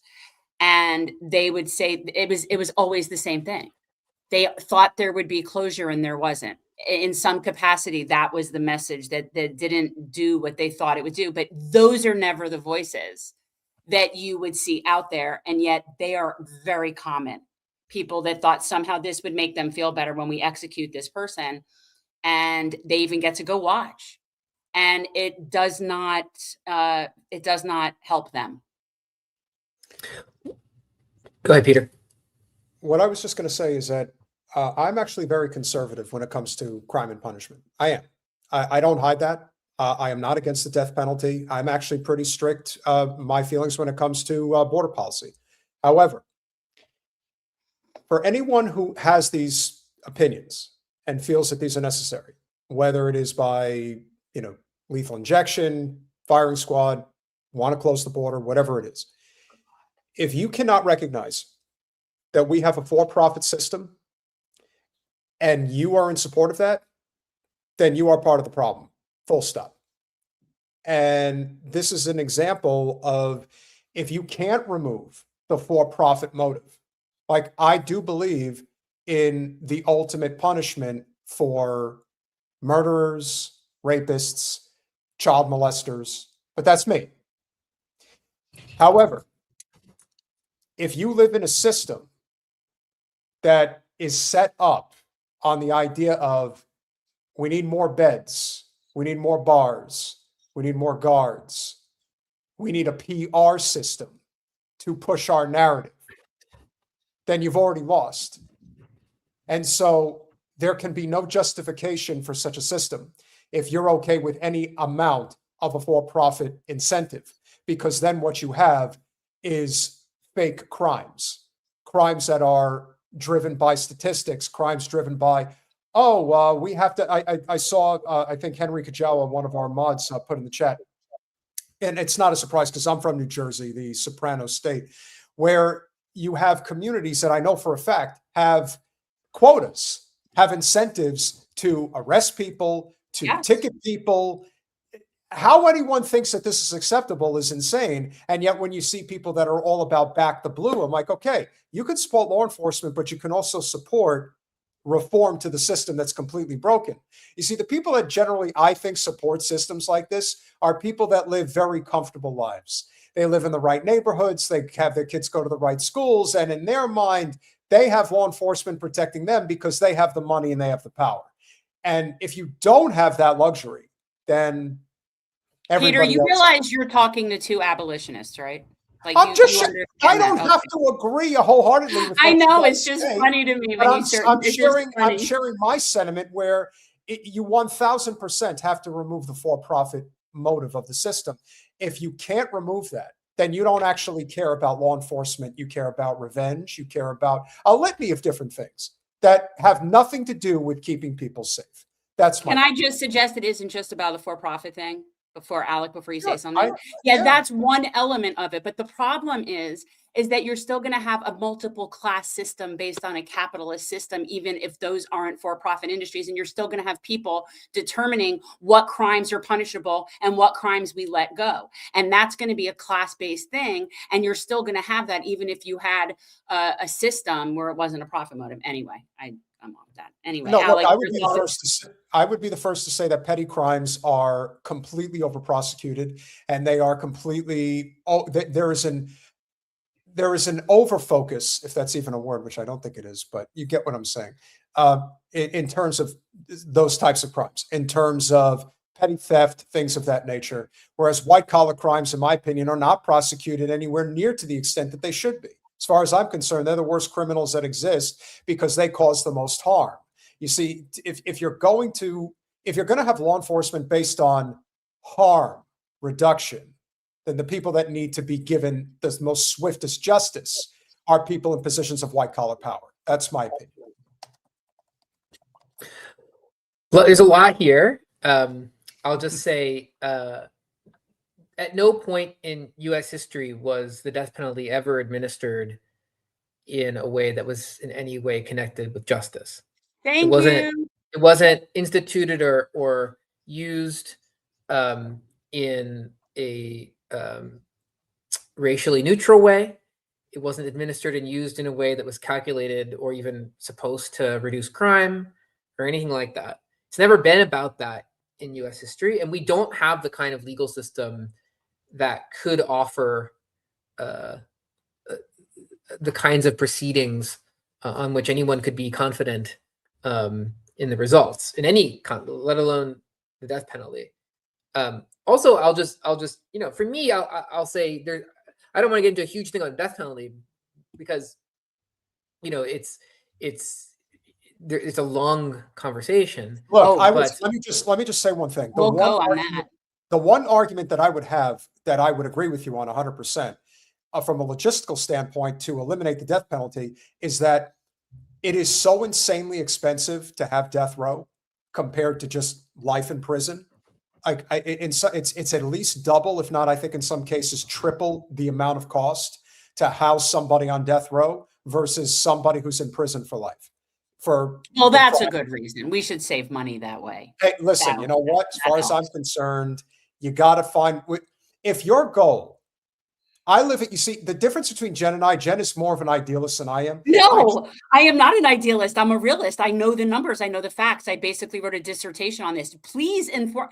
If the death penalty worked, I still wouldn't necessarily be in favor of it, but at least you might have an argument, but it doesn't. It never. The argument that I think is what works on the general population the best, especially upon the people that you are trying to convince that being full stop back the blue. People that think that law enforcement is infallible, that they can't do anything wrong, that we have to protect them at all costs. It's very much a culture thing, especially in parts of the South and parts of the heartland, parts of the Great Plains. Again, I get all of that, but what is something that you can present to them that would show them that, yeah, this is probably not the best way to go about it? The fact of the matter is, a lot of times those are the people that are always looking at the bottom line. And the bottom line says the amount of money that it costs to have a death penalty system in the United States is absurdly expensive. Yes, it costs more to kill people. Yes, it does. And that's a nice argument to use for the libertarian sect. I appreciate that. I'm not even talking about that. I'm talking about, listen, the libertarians don't believe in the death penalty. So that's a bad argument. Like that. Of course they do. Alec, sorry, we're getting all off. I know, but I'm just saying, I think it's important to understand how you reach people that are not on your side that could potentially be on your side. That's all I'm saying. I'll just say a couple of things. And, from my perspective, what I'm most interested in is giving people the tools to understand how the stories that they're told about these systems are very, very different from the actual reasons and causes that things are happening in these institutions and in our society. So, for example, people are told we have the war on drugs because we don't want kids using drugs or drugs are bad for you. That is not why the government embarked on the war on drugs, okay? We know that was a lie, right? And I talk in the book with a lot of sources, and I think it's an incredible story to understand. Yeah. But at time and time again, the reasons that people in power give for doing things are different from the reasons that they're actually doing things. And that helps mask the true purposes and functions of these systems. It doesn't mean that you have to think ultimately that everything that's happening in the system could never happen in a different way or a different world, but it does mean that the stories that you're being told are incomplete and wrong. And then you have to ask yourself, well, why? What benefit do they get from giving us these stories that are untrue? And I think this is a little bit crude and overly simplistic, and I think I explain it more in the book.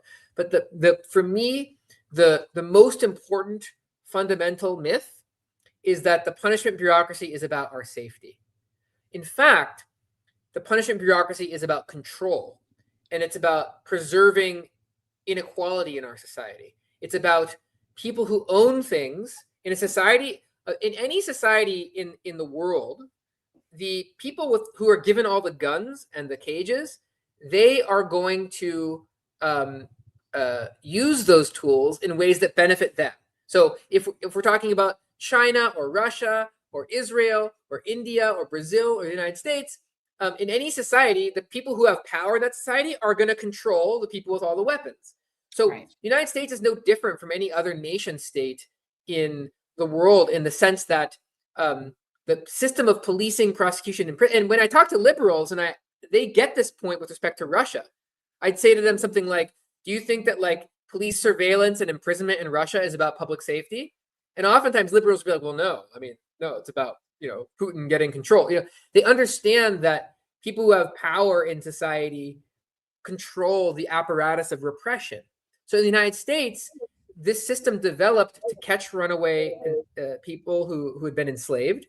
And in much of the rest of the country, it existed to crush unionized laborers who were trying to organize for better pay in factories and stuff like that. That's how the modern police force developed. I'm rambling a little bit, but I just want to say, it wasn't until sort of like post-World War II that the American system of policing and imprisonment started even trying to justify itself on public safety grounds. Before that, it didn't need that story, but it only needs that story because there's so many well-meaning, liberal, progressive type people now who don't want to believe that this system is about controlling the most vulnerable people in our society. And that's the kinds of myths that I'm trying to explode in the book. Is that what you refer to as the big deception? Is that really what, because for me, when I hear that, I think it's that bait and switch where we're going to distract you with these petty crimes while the real crime is we're funneling all the money from the bottom to the top, and your life is not getting better and you don't have health care, but we're going to make you feel like we're keeping you safe. The big deception, I think, is probably my favorite chapter in the book.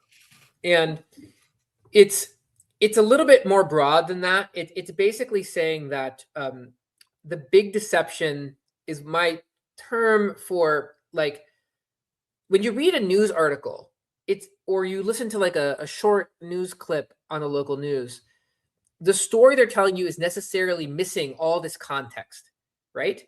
Like, you could write whole books about homelessness in the United States, or access to healthcare, or the war on drugs, right? And yet in your local news story, it'll say something like, police arrested this person selling drugs in order to prevent this community from having high rates of drug use. They'll tell you a story, and what they exclude is the longer causal chain of events that led to this moment. Because the truth about that story right there is that's not why that person was arrested. Nobody in the system believes that arresting more people is going to lead to lower levels of drug abuse. No one believes that. I've worked in the system for 20. Nobody thinks it, and there's a good reason for that, because empirical evidence is overwhelming that imprisoning people does not actually. And in fact, 40 years into the war on drugs, we spent trillions of dollars. We've jailed tens of millions of people. We've separated millions of children from their families. We've bombed and firebombed and sprayed chemicals all over South America. We've surveilled communications of billions of people around the world, and overdose deaths are at all-time highs. Right. And the availability of dangerous drugs is at all-time highs. Nobody thinks this stuff works. So what the news does, though, is it tells you a story about why these institutions say they're doing what they're doing. And the big deception is that it erases the longer, more structural, real reasons that these things are happening. And that's what I try to explain in that chapter of the book.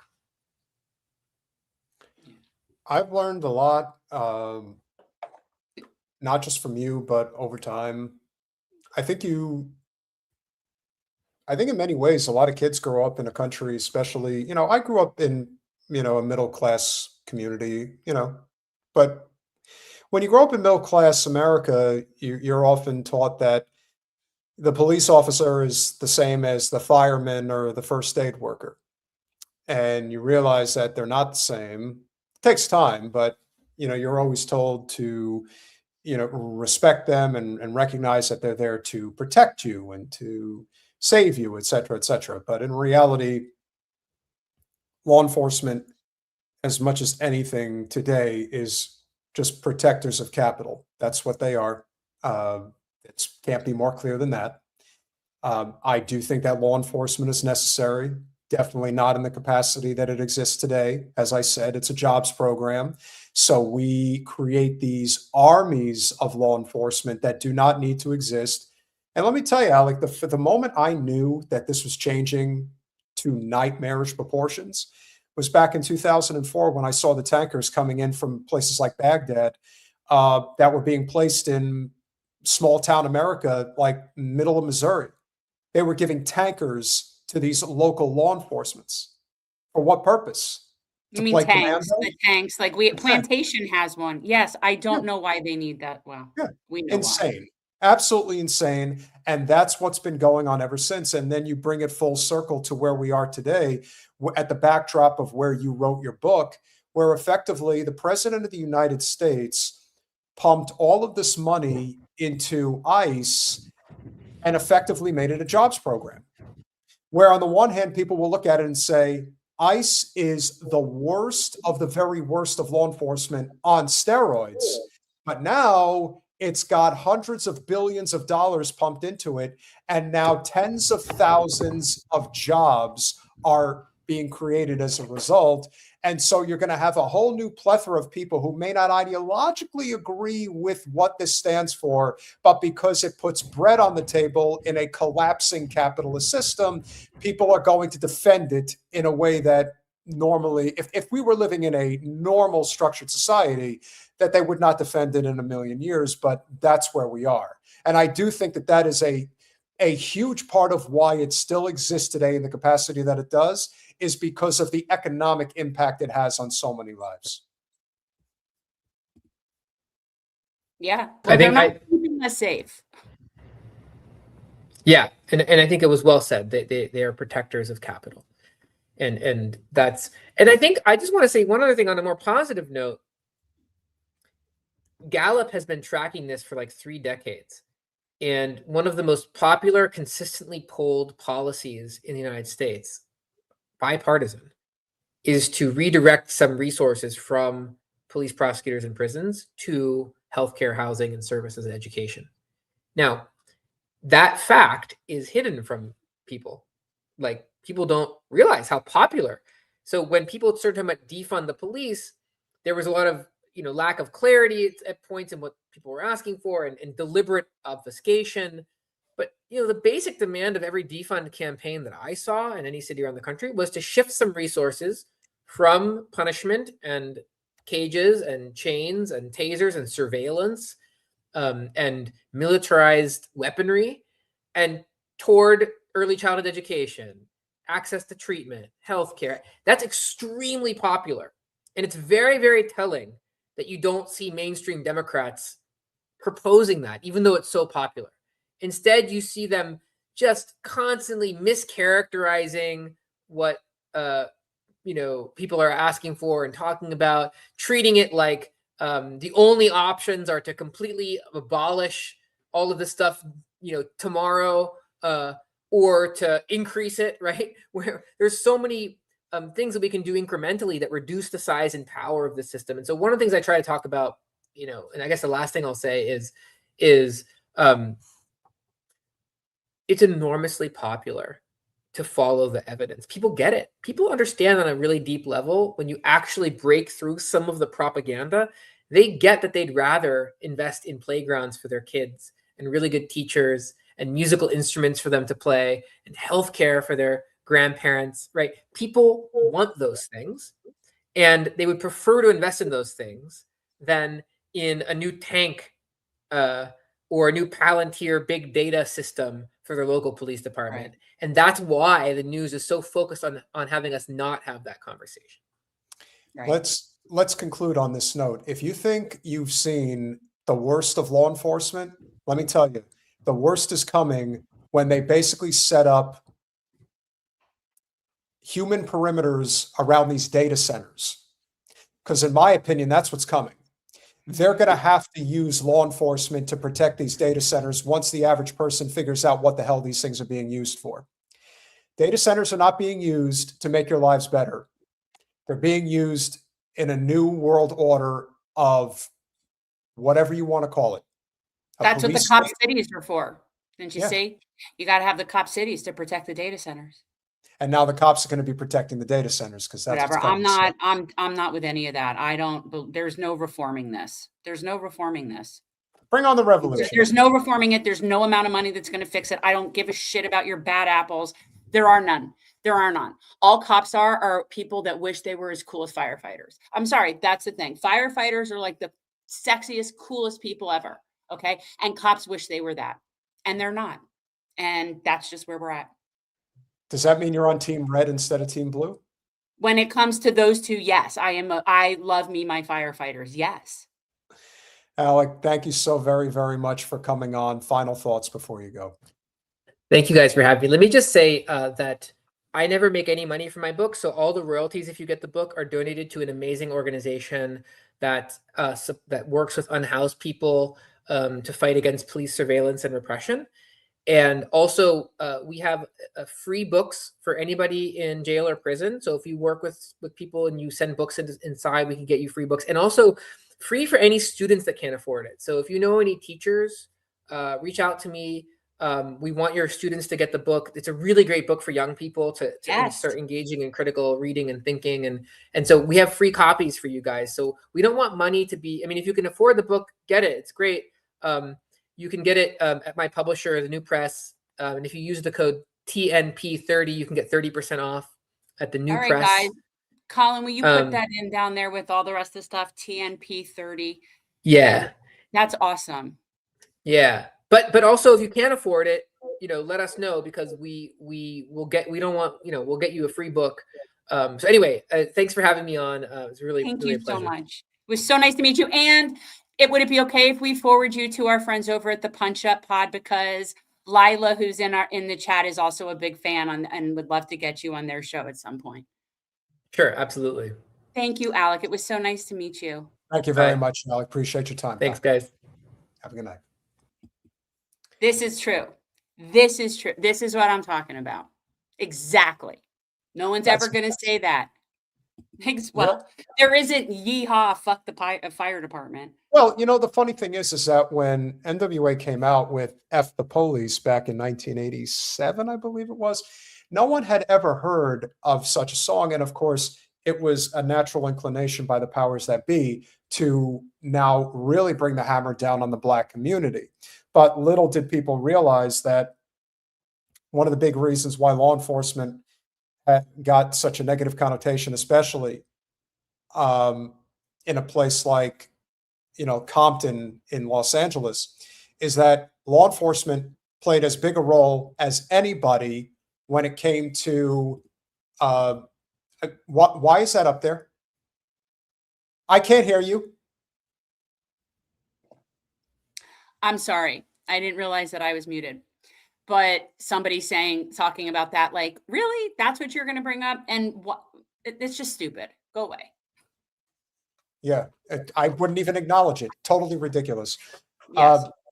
But the thing about law enforcement, and this is where F the Police comes into play, is that they were perpetuating the violence and creating the animosity that led to even more fierce violence amongst the gangs within that part of Los Angeles. And keep in mind, that was going all the way back to the riots in 1968. Prior to that, it's always been that way. And that's just one of several areas. So there's one thing we know for certain. Law enforcement was created for the purpose of protecting capital. That doesn't mean... Yes, you mean people. Humans. Yeah. It was designed to protect human property. Right. Yeah. Okay. Well, I think that's an important historical point. If you're enjoying this conversation so far, which we hope you are, and we appreciate you all being here, please consider going over to patreon.com patreon.com/revolutionary change for as little as $5 a month. You can become a paying member of our small but mighty, despite being suppressed yet still growing channel. We're closing in on 125,000 subscribers. It is incredible how long it took us to get to 20,000, and yet we hit 100,000 when we did, and we have now approached 25,000 additional as a result. Still no plaque. But if we stay at the pace that we're at right now, probably sometime in the early part of next year, we're going to get to 200,000 subscribers. That's assuming that Jen and I still care for each other's company and we keep doing this and the channel doesn't continue to get buried in hell, which is what they've been doing. But we're going to keep fighting on for as long as we're allowed to. Citizen Pendejo with the 50 pesos. Conspiracy theorists stay undefeated. In Julian Fellowes' Titanic, he planted Easter eggs pinning the event on the Rothschilds. Yes. Well, actually, one of the perpetrators of the Titanic sinking that doesn't get talked about enough is JP Morgan. So that's also something to look into. Now, Iran Legos say the same. Well, the Iran Legos are just awesome sauce. I mean, you really got to give it up to them for what they do. That's one of the reasons why so many people are backing Iran, because Iran is absolutely fearless when it comes to going after the United States. They've had enough of our antagonism, and they've had enough of Israel being our aircraft carrier in the Middle East as a result. And so they're willing to fight both. I don't blame them. The only reason that the Lego ads are almost like a guilty pleasure for me, because I know they're AI and I generally don't like that, but damn, they're good. And I don't even generally like that genre of music. I'm generally not a rap, hip hop, or whatever you would say that is, but I'm digging them. I'm really digging them because they just, let me tell you something. Okay. This is my thoughts about the Iranians. Okay. This is my thoughts about the Iranians at a level that the people that are in the leadership roles in this country could never even fathom. No, the difference is that they're actually itching for a fight, which is something that you rarely ever see, especially against us. So that's, yeah. They're not looking to fight. Iran didn't want a war. Iran didn't start a war. No, but they're going to. Never started with us. No, but they're going to end it. That's the thing. And it's already over, people. The end of this, and again, I've been saying it this isn't like we could sit here and talk about the day-to-day, who does what and to whom. When this is all settled, the U.S. will no longer have a presence in West Asia. We will be done. The Zionist state will be done. And Taiwan will happily be reconnected with the motherland. That's what it looks like. Well, there's, these are some of the better variables that are going to come of this. But yeah. Citizen Pendejo with the 20 pesos this time. IDF's giving Thiago Alvila the Jazza treatment. Not sure what that means, but I appreciate the contribution very much. Oh, the Gaza treatment. He meant the God. Thiago Avila was one of the two flotilla activists that were held and tortured. Right. He's the Brazilian gentleman that we've seen many times, who's been there multiple times, and I cannot remember the man's name who's from Spain, who was with him, and they were tortured by the IOF because, of course, they were. Jim Talib with the $5 super sticker. Always a pleasure to see you, my friend. IDF kills children with the $5. Hello, everyone. May that profile picture last forever, because it really Chewbacca. Yes, very much. Captures the Zio scum. Perfect. And Soon Heaven with the $1 super sticker. Thank you much for your contribution. And in addition, not just patreon.com, but one that doesn't cost anything. Substack.com/@revolutionary change. I've started writing Substack. We also have our clips there as well. Please subscribe over there if you haven't already. It's free. So any and all support is tremendous. Rosso, Taiwan can't get conquered by CCP because it's already part of China. See, it's part of China. It would be like saying we're going to conquer Puerto Rico, right? No. I mean, do people not actually know the origin of Taiwan? I think that's a big part of it. But this would also be my suggestion is whatever the origin is, it's a whole lot of none of our fucking business. You see? And yes, there is a very interesting origin story to how that happened and why that happened. And of course, how we're enmeshed involved with the whole thing, because of course we are. But the moral of the story is it really is irrelevant what happened between China and Taiwan, just as much as we wouldn't want China arming Puerto Rico and really giving them some ideas behind the scenes. How about the history? How about the history of what Japan did to China and how that the massacres? I mean, we as Americans are way too comfortable with our assumptions about how things go on in other parts of the world. We really are. And as far as I'm concerned, Vietnam should have been the last straw. It should have been the end of doing business. But this is what happens. This all gets back to economics, and it always will.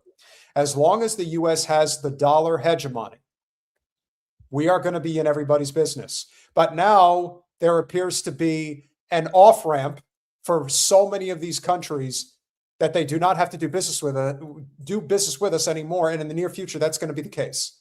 And China's yuan is going to be the world's reserve currency at some point in the not too distant future. Or maybe they decide not to go that route, and maybe they make the BRICS currency just that. Well, we need to address this. Thank you, Volrosa. I have been trying to get y'all to go look at the Great Translation Movement in the China show, but y'all keep saying things that are just CCP propaganda talking points. But I do not represent China, the Communist Party of China. I do not have a horse in that race. That's why I really am in the, it's none of our business. I am not cheerleading for China. It's none of our business. It really isn't. That's where we're at. And a country that's committing a genocide right now does not get to have an opinion about what another country does at all. So it's just none of our business. That's my point. I would say the same thing when it comes to Guam. I would say the same thing when it comes to Hawaii. I would say the same thing when it comes to Puerto Rico. I would say the same thing when it comes to countries that we don't currently have under our umbrella, like Venezuela or Colombia. This is just a couple of prime examples of the pot calling the kettle black. Be thankful that China is not us, that it does not conduct itself in the capacity that it does. And Jen, we do have a handful of stories that we still need to get to tonight, and we're not even going to be able to get to Kenya. That's going to require a lot of time. Kenya? So, I didn't know we were talking about Kenya. No, but we need, or is it the Congo? No, the Kenya's where the Israelis are all moving into. They're trying to take over the country. So we have been wanting to cover this story for a while, and we're going to cover it now. Okay, and so there has been not one death, not two deaths, not three deaths, but a dozen deaths related to scientists dealing with very crucial issues in our society that all of a sudden are just ending up dead. And one has to wonder, what is the correlation here? Well, here's where it comes from. The 11 scientists who disappeared and the research they were working on. Since 2022, 11 scientists connected to U.S. defense, nuclear, and aerospace programs have died or gone missing. No, they're all dead. Some cases have known suspects, others remain unsolved. Different rules, different circumstances, but all tied to highly sensitive areas of research. Federal investigations are ongoing in several of these cases. No single explanation has been confirmed. Draw your own conclusions. Oh, we will. Amy Eskridge, scientist, independent researcher from Alabama.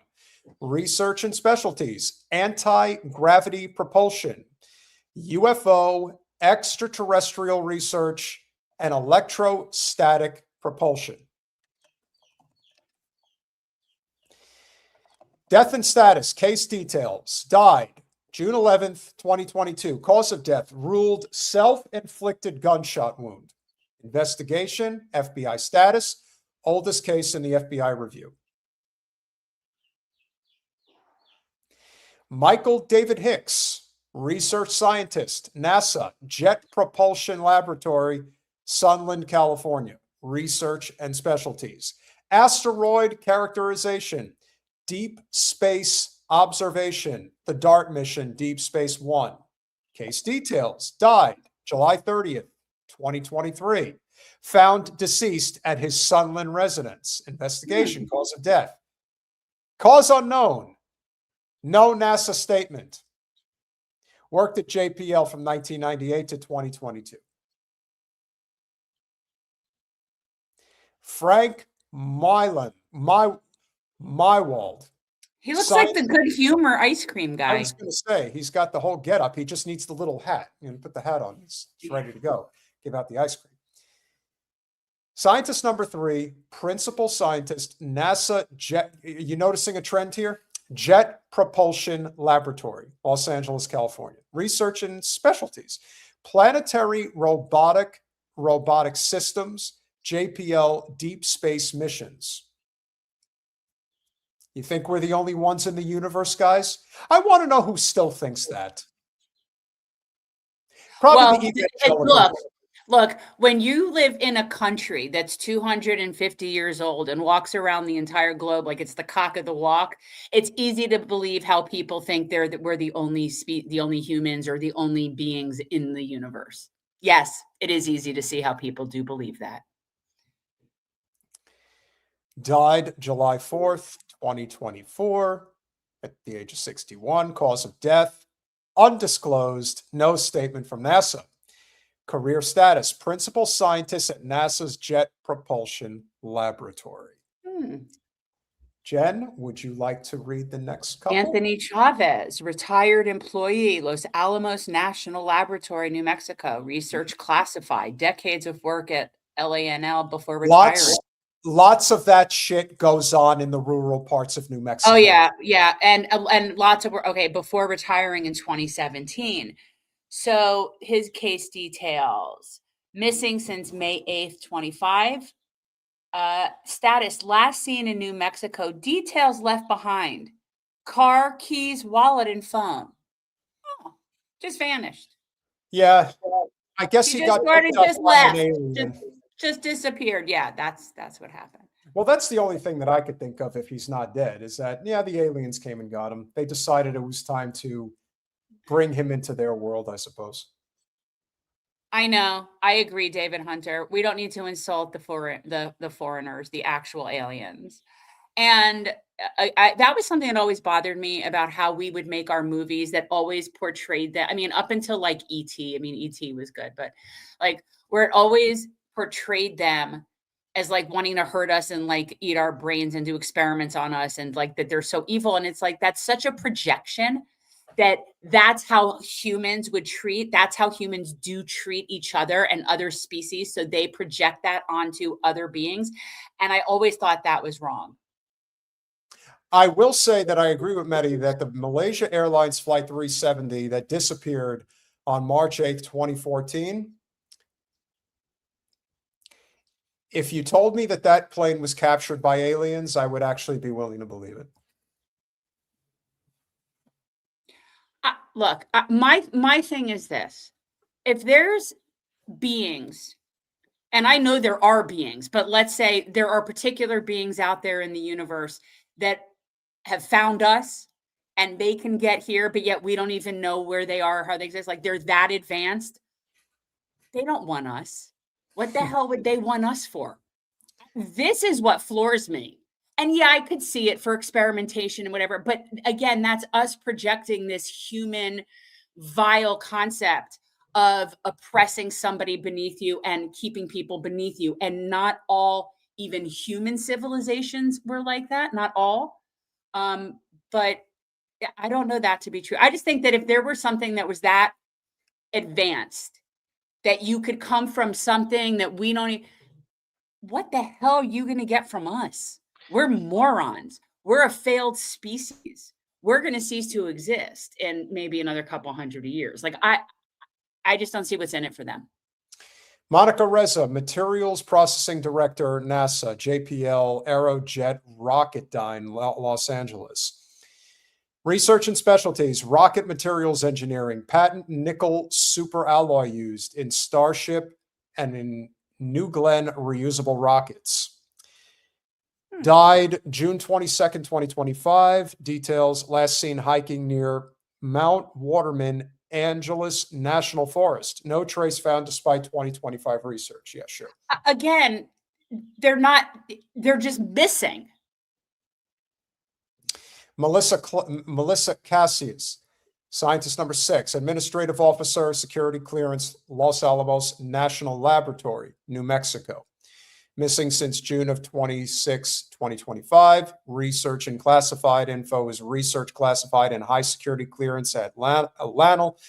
Details, car and belongings found at home, both personal and work phones, factory reset before disappear. Okay, she was murdered, obviously. Family statement. Family the same with the other guy, his car, his phone, his everything, and they just disappear. Family says disappearance was not voluntary. She had plans to care for her mother after upcoming surgery. Yeah, not suicide. Stephen Garcia, number 7, Kansas City's National Security Campus, Albuquerque, New Mexico. New Mexico. Government research and specialties, government contracting, and nuclear weapons assets oversight. Missing since August 28th, 2025. High-level security clearance verified. Status, last seen on surveillance footage, leaving his Albuquerque home on foot, carrying a handgun, leaving behind his vehicle and personal effects. Details, Albuquerque Police Department, cold case unit assigned. How interesting. Jason Thomas, assistant director, Novartis, active DOD. That's interesting. So pharmaceutical research. Pharmaceutical research and cancer treatments. I have been saying for the longest time, I actually believe sometime when modern medicine started making its advancements at the end of the 19th, turn of the 20th century, especially with the advent of penicillin, and I believe like 1890, I guarantee you that the cure for cancer cells was probably discovered sometime in the early part of the 20th century, and John D. Rockefeller got a hold of it and made sure that it never went public. And it's never gone public ever since. So when somebody decides to do their own research and figures out that, oh, by the way, the not million, not billion, but the multi-trillion-dollar industry that is cancer treatment and cancer research, do you really think the powers that be are going to let the general public get their hands on this the way that the general public was allowed to get access to the polio vaccine for no money whatsoever during the FDR administration? Yeah, those days are long gone. And the only reason why polio was probably made free is because FDR had polio. So keep in mind, it's oftentimes... No, that's not why the polio vaccine was free. It was free because the scientists who created it made it free, and I'm saying that they allowed it to be free as a result. They could have stopped it. That's all. Okay, I was going to say it was free because Jonas Salk, who is the person who invented that, wanted to give it back to humanity. 100%. Correct. Yes, I agree. Research and biography, pharmaceutical research, cancer treatments, disappeared December of 2025. Body found in Lake Quannapowitt, Massachusetts on March 17th. So it's just a few weeks ago. They just 3 months after disappearance. Nuno Loureiro, I remember him. Research and biography, plasma physics and fusion science. This was the guy, This was the guy who was getting a little too close to the sun, just a little too close. Director at MIT Plasma Science and Fusion Center for Massachusetts. What is the issue with fusion power?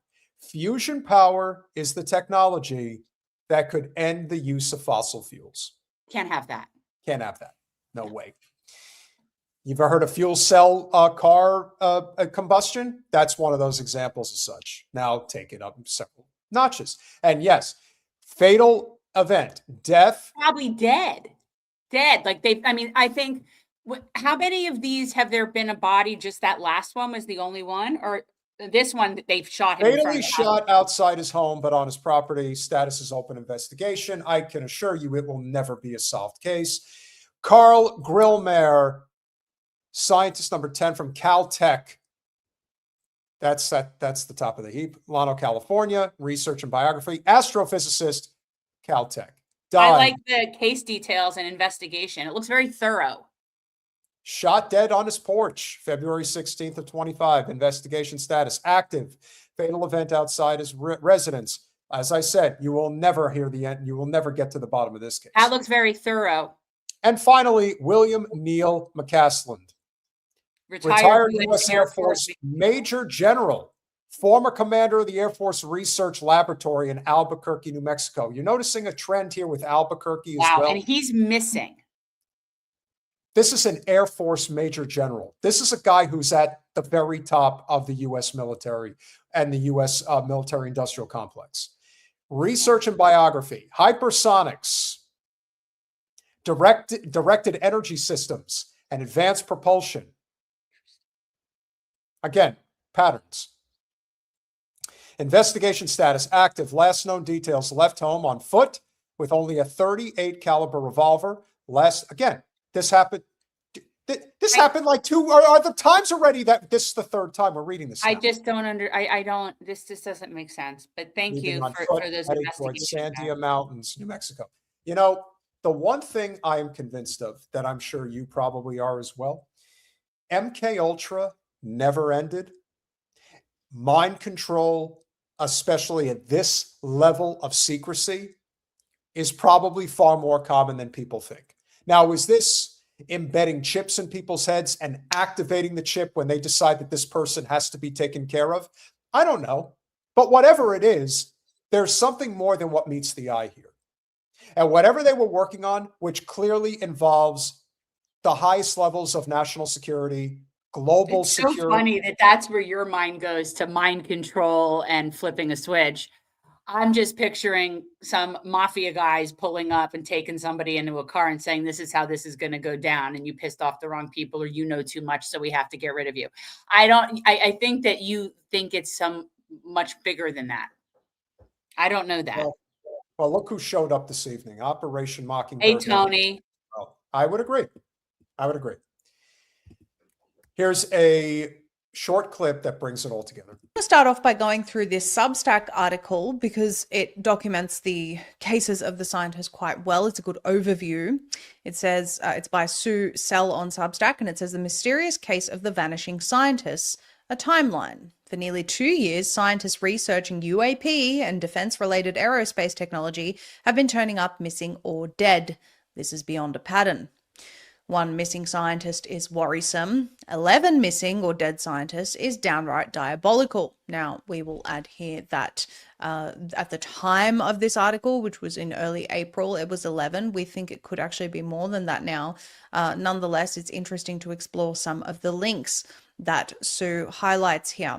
Several of these cases, she goes on, and when those scientists had connections to each other in top secret aerospace programs, something nefarious is being covered up. Several of these cases involve people walking away on foot from their homes, leaving all identification, wallets, and phones at home. This is not normal behavior in the 21st century, and according to the loved ones of these missing persons, it is not normal behavior for them either. Let's examine the timeline. So we have July 4th, 2024, Frank Maywald, NASA's Jet Propulsion Laboratory, JPL, and this is something that will come up quite a bit here. We don't need her to read through all the ones. Yeah.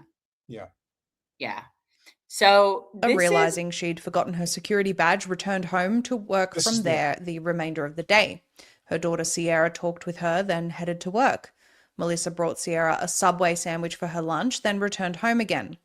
When Sierra returned home from work, her mum's car was in the driveway. The house was locked and all of Melissa's belongings were inside, including her work phone and personal cell phone, which had been factory reset, wallet, and keys. She was last. So that also seems to be a common theme with what has happened here. What's the saying? Once is an anomaly, 2 is a pattern, or 2 is a coincidence, and 3 is a pattern. And what you have here is a pattern in terms of how these scientists are being removed. They are basically following a very similar protocol. getting a handgun, walking out into the mountains, factory reset on all of their phones so you can't trace anything that they were working on. And This why would is true too, though. And that's one of those, like going back to the piracy comment that Trump made, where it's like, we're pirates. Yes, we do that all the time. And Chuck is correct. This kind of stuff does happen. Several years ago, there was a whole rash of holistic medical practitioners that all went just missing or dead. Like a whole bunch of, like whether it was acupuncturists, like just different types of holistic practitioners. So no, this does happen. Exactly. I'm going to say this. Capitalism plays a role, but what it really comes down to is global dominance. That's the big thing.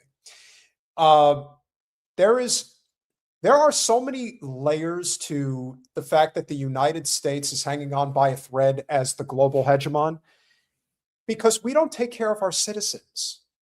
It's one thing if we were living in a country and you think about some of the empires that lasted for many centuries, British Empire, the Ottoman Empire, heck, even Genghis Khan. They typically took care of their people. And that's why they were able to get the Roman Empire. That's what, you ever read The Richest Man in Babylon? There's a reason why these empires lasted as long as they did. Our empire can't last because we don't give a shit about our people. The people who run the show, they hate us. Like they hate our guts. They hate our for even questioning it. And this is, again, the whole concept of the looting of the treasury. The whole concept of the Trump boys getting super rich off of scam operations through government contracts that allow them to run these hedge funds or, capital organizations. It's just one more layer in this broken system. And when these scientists discover a multitude of different things, cancer research, probably a cure for cancer, aliens in a faraway part of the galaxy that are making communication here on this planet. What does China have on us? What does India have on us? Et cetera, et cetera, et cetera. I could go through all of them, but the point is, any information that could be leaked to the general public that pulls back the veil that is this broken empire, they have to put you down. They can kill one, they can kill several, they can't kill everybody. They would like to, but they can't do that. They can prolong it. They prolong their profit. That's what they're doing. I mean, they prolong their profit, but yeah. This is an example of them buying a lifeline. That's it. It's just buying a lifeline. It's not a lifeline that lasts. It's a lifeline that will inevitably expire. And they're just kicking that can down the road, however much longer they can get away with it. But there's too much noticing going on now. Murdering scientists, the only reason scientists get murdered is if they've struck gold in a way that isn't advantageous to the ruling class. Yeah, they know something. They need to be permanently silenced. Correct. They can't be bought. They usually will try first with that. Like I do, again, this is where I think like old school, like the first, they try to just get you to come on over and side with the family.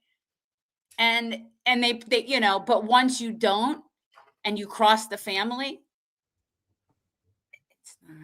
it doesn't end well. It's not going to end well. It's not going to end well. You don't cross the family. You never talk business outside the family. No. The family makes you an offer you can't refuse. You refuse the offer, and then you disappear. So don't disrespect your Don.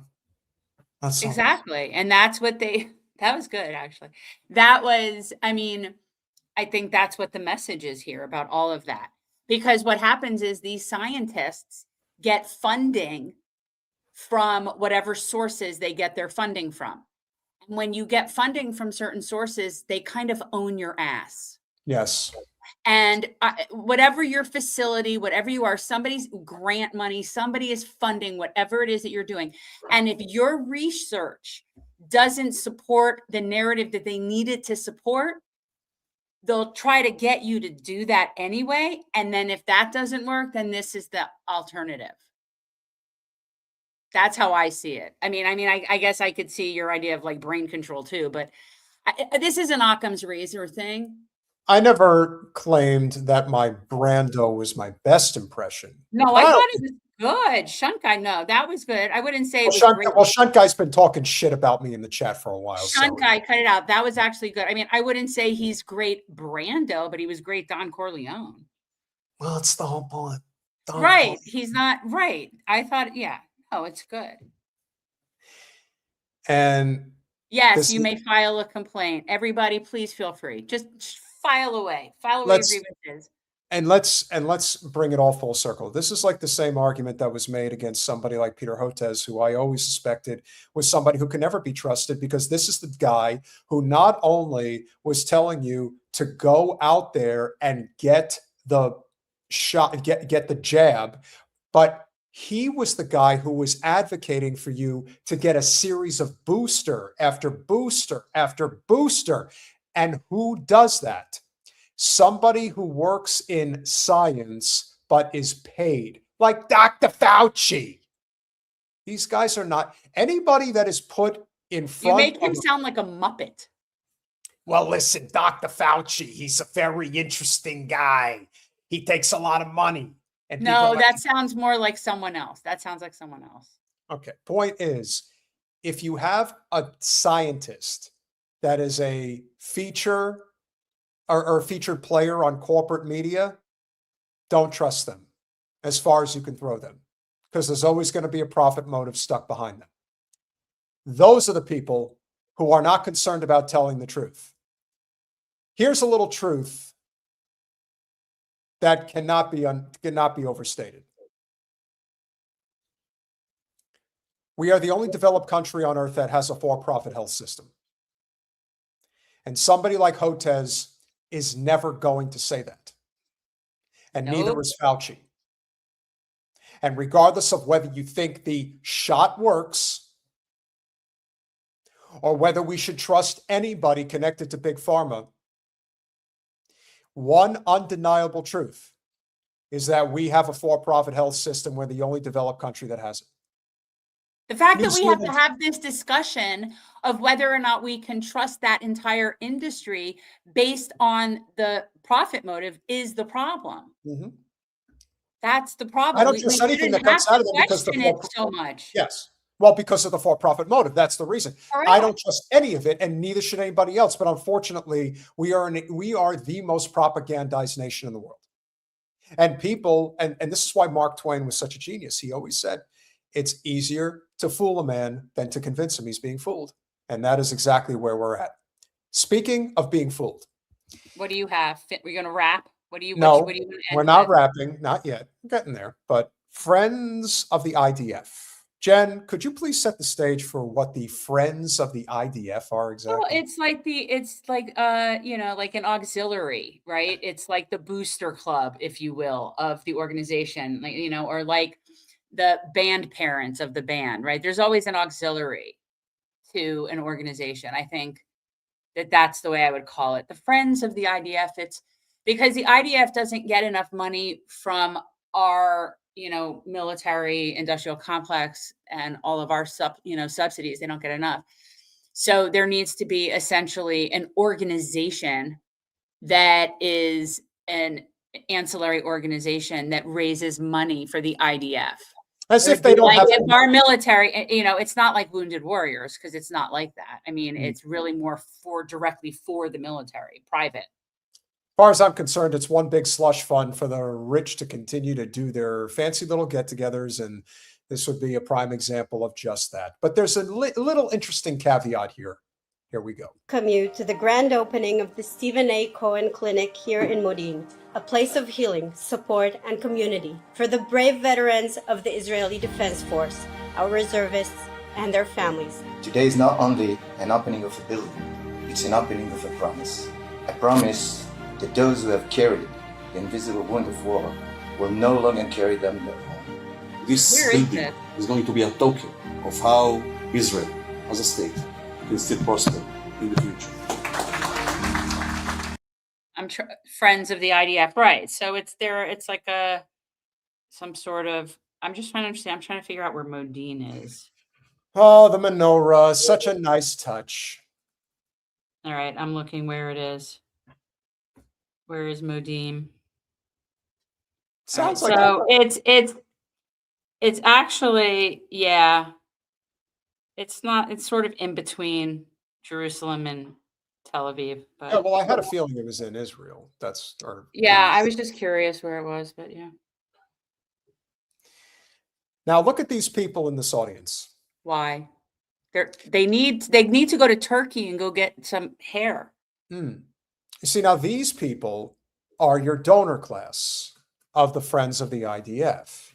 That's who these big shots are. Well, yes. Once you understand how the money moves around, you'll understand that this is why these groups of people are so much more devastatingly dangerous than somebody like the Donald. First of all, Donald's not that smart. He's instinctively smart, but he's not smart. These are Okay, he's not that smart. These are savvy, narcissistic. Well, they might not even be narcissistic, but they're sociopathic, if not outright psychopathic individuals. I just don't think it, yeah, I mean, let's just finish it or whatever this is. Yeah. The reason why I brought this up is because the person who basically founded this organization, the Stephen A. Cohen Clinic. Who's Stephen Cohen? He's the owner of the New York Mets. So if you think Jerry Seinfeld is the only scumbag affiliated with the New York Mets that is fully on board. No, but Ellison's the largest single donor to that the organization. Directly To that. Yes. Yeah. And so Stephen Cohen, who is the owner of the New York Mets, is fully on board with this. Now, I can speak to the Mets on good authority because it was my first job out of college. I worked for the Mets in 2007, and it was an interesting experience. Highs and lows.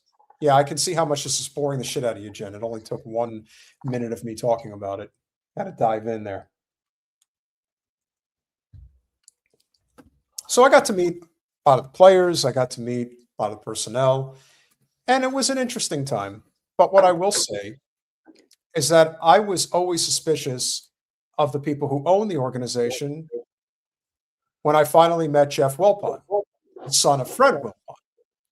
We're getting an audio kickback. I don't know where that's coming from. It's probably on your end. Anyway. Talking about that? Yeah, whatever that was. It's like coming up. It's not a kickback. Don't worry about it. Anyway, Wilpon, the son, was a real douchebag, and then some. And lo and behold, it turns out that the Wilpons were not only huge Zionists themselves, but also huge investors with Mr. Madoff. And they ended up taking a real shellacking when that whole scandal, was revealed, which I believe was shortly thereafter. It was close to that time period. I remember it well. I remember the Wilpon family and the other principal owner of the New York Mets, Saul Katz. And yes, if you're wondering, they all are, yes. I remember Saul Katz his family lives in Boca. And I remember when his sons came up, which I think was like 4th of July weekend, if I remember correctly. Jen, every single son drives a Lamborghini. Everyone. That's what they drive. So the filthy rich were also filthy involved with the state of Israel. And when the family finally decided to sell their shares in the organization, who did they sell it to? They sold it to another Zionist, Steve Cohen. And now, as we have often said, the rich continue to get rich, and they continue to perpetuate this Zio state. This has always been a class problem. It always will be until it's over. This isn't about everyday people. This is about the people who truly run society. So when everyone's asking themselves, why is it that Israel is allowed to get away with this? It's because the people who truly have power have decided that they are allowed to get away with it, and they will make sure that they do. So is this really boring you that much? Exactly. What? The story about the whole Mets, the guy from the Yeah. Mets? It's not my jam, but I'm happy that you're telling people about it if they think it's like, something they need to know. I'm happy If for them. anybody out there is a Mets fan, I would suggest you go find another team to root for. That's kind of sad. And you know what? As somebody who has a team whose owner is a complete piece of shit, it's a really suck thing. It really is, but this is capitalism. How do you think people that are fans of the Dallas Mavericks feel knowing that Miriam Adelson owns the team now? You should be fucking hanging Mark Cuban out to dry. And I like Mark Cuban, but you know what? He deserves all the smoke in the fucking world. He knew exactly who he was selling the team to. Now, is Mark Cuban, who is Jewish, believe it or not, a raging Zionist? Not that I'm aware of, but he may just be a Zionist, or he may just support Israel on the basis of business. Whatever that is. But you sold the team to Miriam Adelson. You mean to tell me that you have one of the preeminent professional basketball franchises out there when you were attempting to sell it, and you're telling me that Miriam Adelson was the only conglomerate looking to purchase the team? I doubt it. I doubt it. People are not liking that you like Cuban. We don't like him. We don't know him. He's an oligarch. We don't like them. No, I like him from, from Shark Tank. I just happen to ABAB, all billionaires are bad, blah, blah. Yeah. Listen, Mark Cuban got very lucky. And as thank you, Kat. some guy points out, he did sell the most useless website ever. He sold it to Yahoo for billions of dollars, and they're the ones who got stuck with the bag. It kind of sounds like capitalism. Eventually, somebody's going to be holding the bag, and it's not going to be worth anything. You know who is awesome? Kyrie Irving is awesome. Kyrie Irving is not only somebody who supports the Palestinian people, but he has used his platform judiciously to get the word out there as often as humanly possible. And he is a hell of a talent. I wish there were more people like him. But unfortunately, whether it's professional basketball, whether it's any professional sports I organization. was just going to say, it isn't just sports. It's everything. It's everything. The Zionist controls the upper echelon to society. Not every one of them. No, not Kylie Irving, Kyrie Irving. Yeah. But that's how the system is designed. Or it's not even designed. That's what the system has become. And so I have to put it up because I have to read it because it looks funny and I couldn't read. Oh my God. First of all, your profile picture. And we're dog people, but come on. Poor dog. Oh no, it's just sweet. Okay, this says Revolutionary Change Now. There is a native redheaded Panamanian American Jewish person in a suburb somewhere personally offended. I'm sorry I pulled that. I didn't want to miss that. I just wanted to see personally offended by the cumulative effects of your sponsors' stochastic violence. All right, because I said tonight's cannabis sponsor is Panama Red, which, yes, is an oldie but a goodie. We'll conclude on this note. Dwight Howard, and you can find this online, Dwight Howard did an interview where he did a podcast. This was within the last year, where he said, this was going back years, going back to, I want to say, like 2017. And he made a statement, a very gentle, soft, supportive statement in regards to Palestinians. Didn't even say anything about Israel, just made a statement in support of Palestinians. He was reprimanded. He was told, you will take down that tweet right now. He was threatened, backed into a corner. You do not do this. And that was the end. Howard said it. He got a call directly from the commissioner of the NBA. You will not have this message out there. And that's pro sports for you.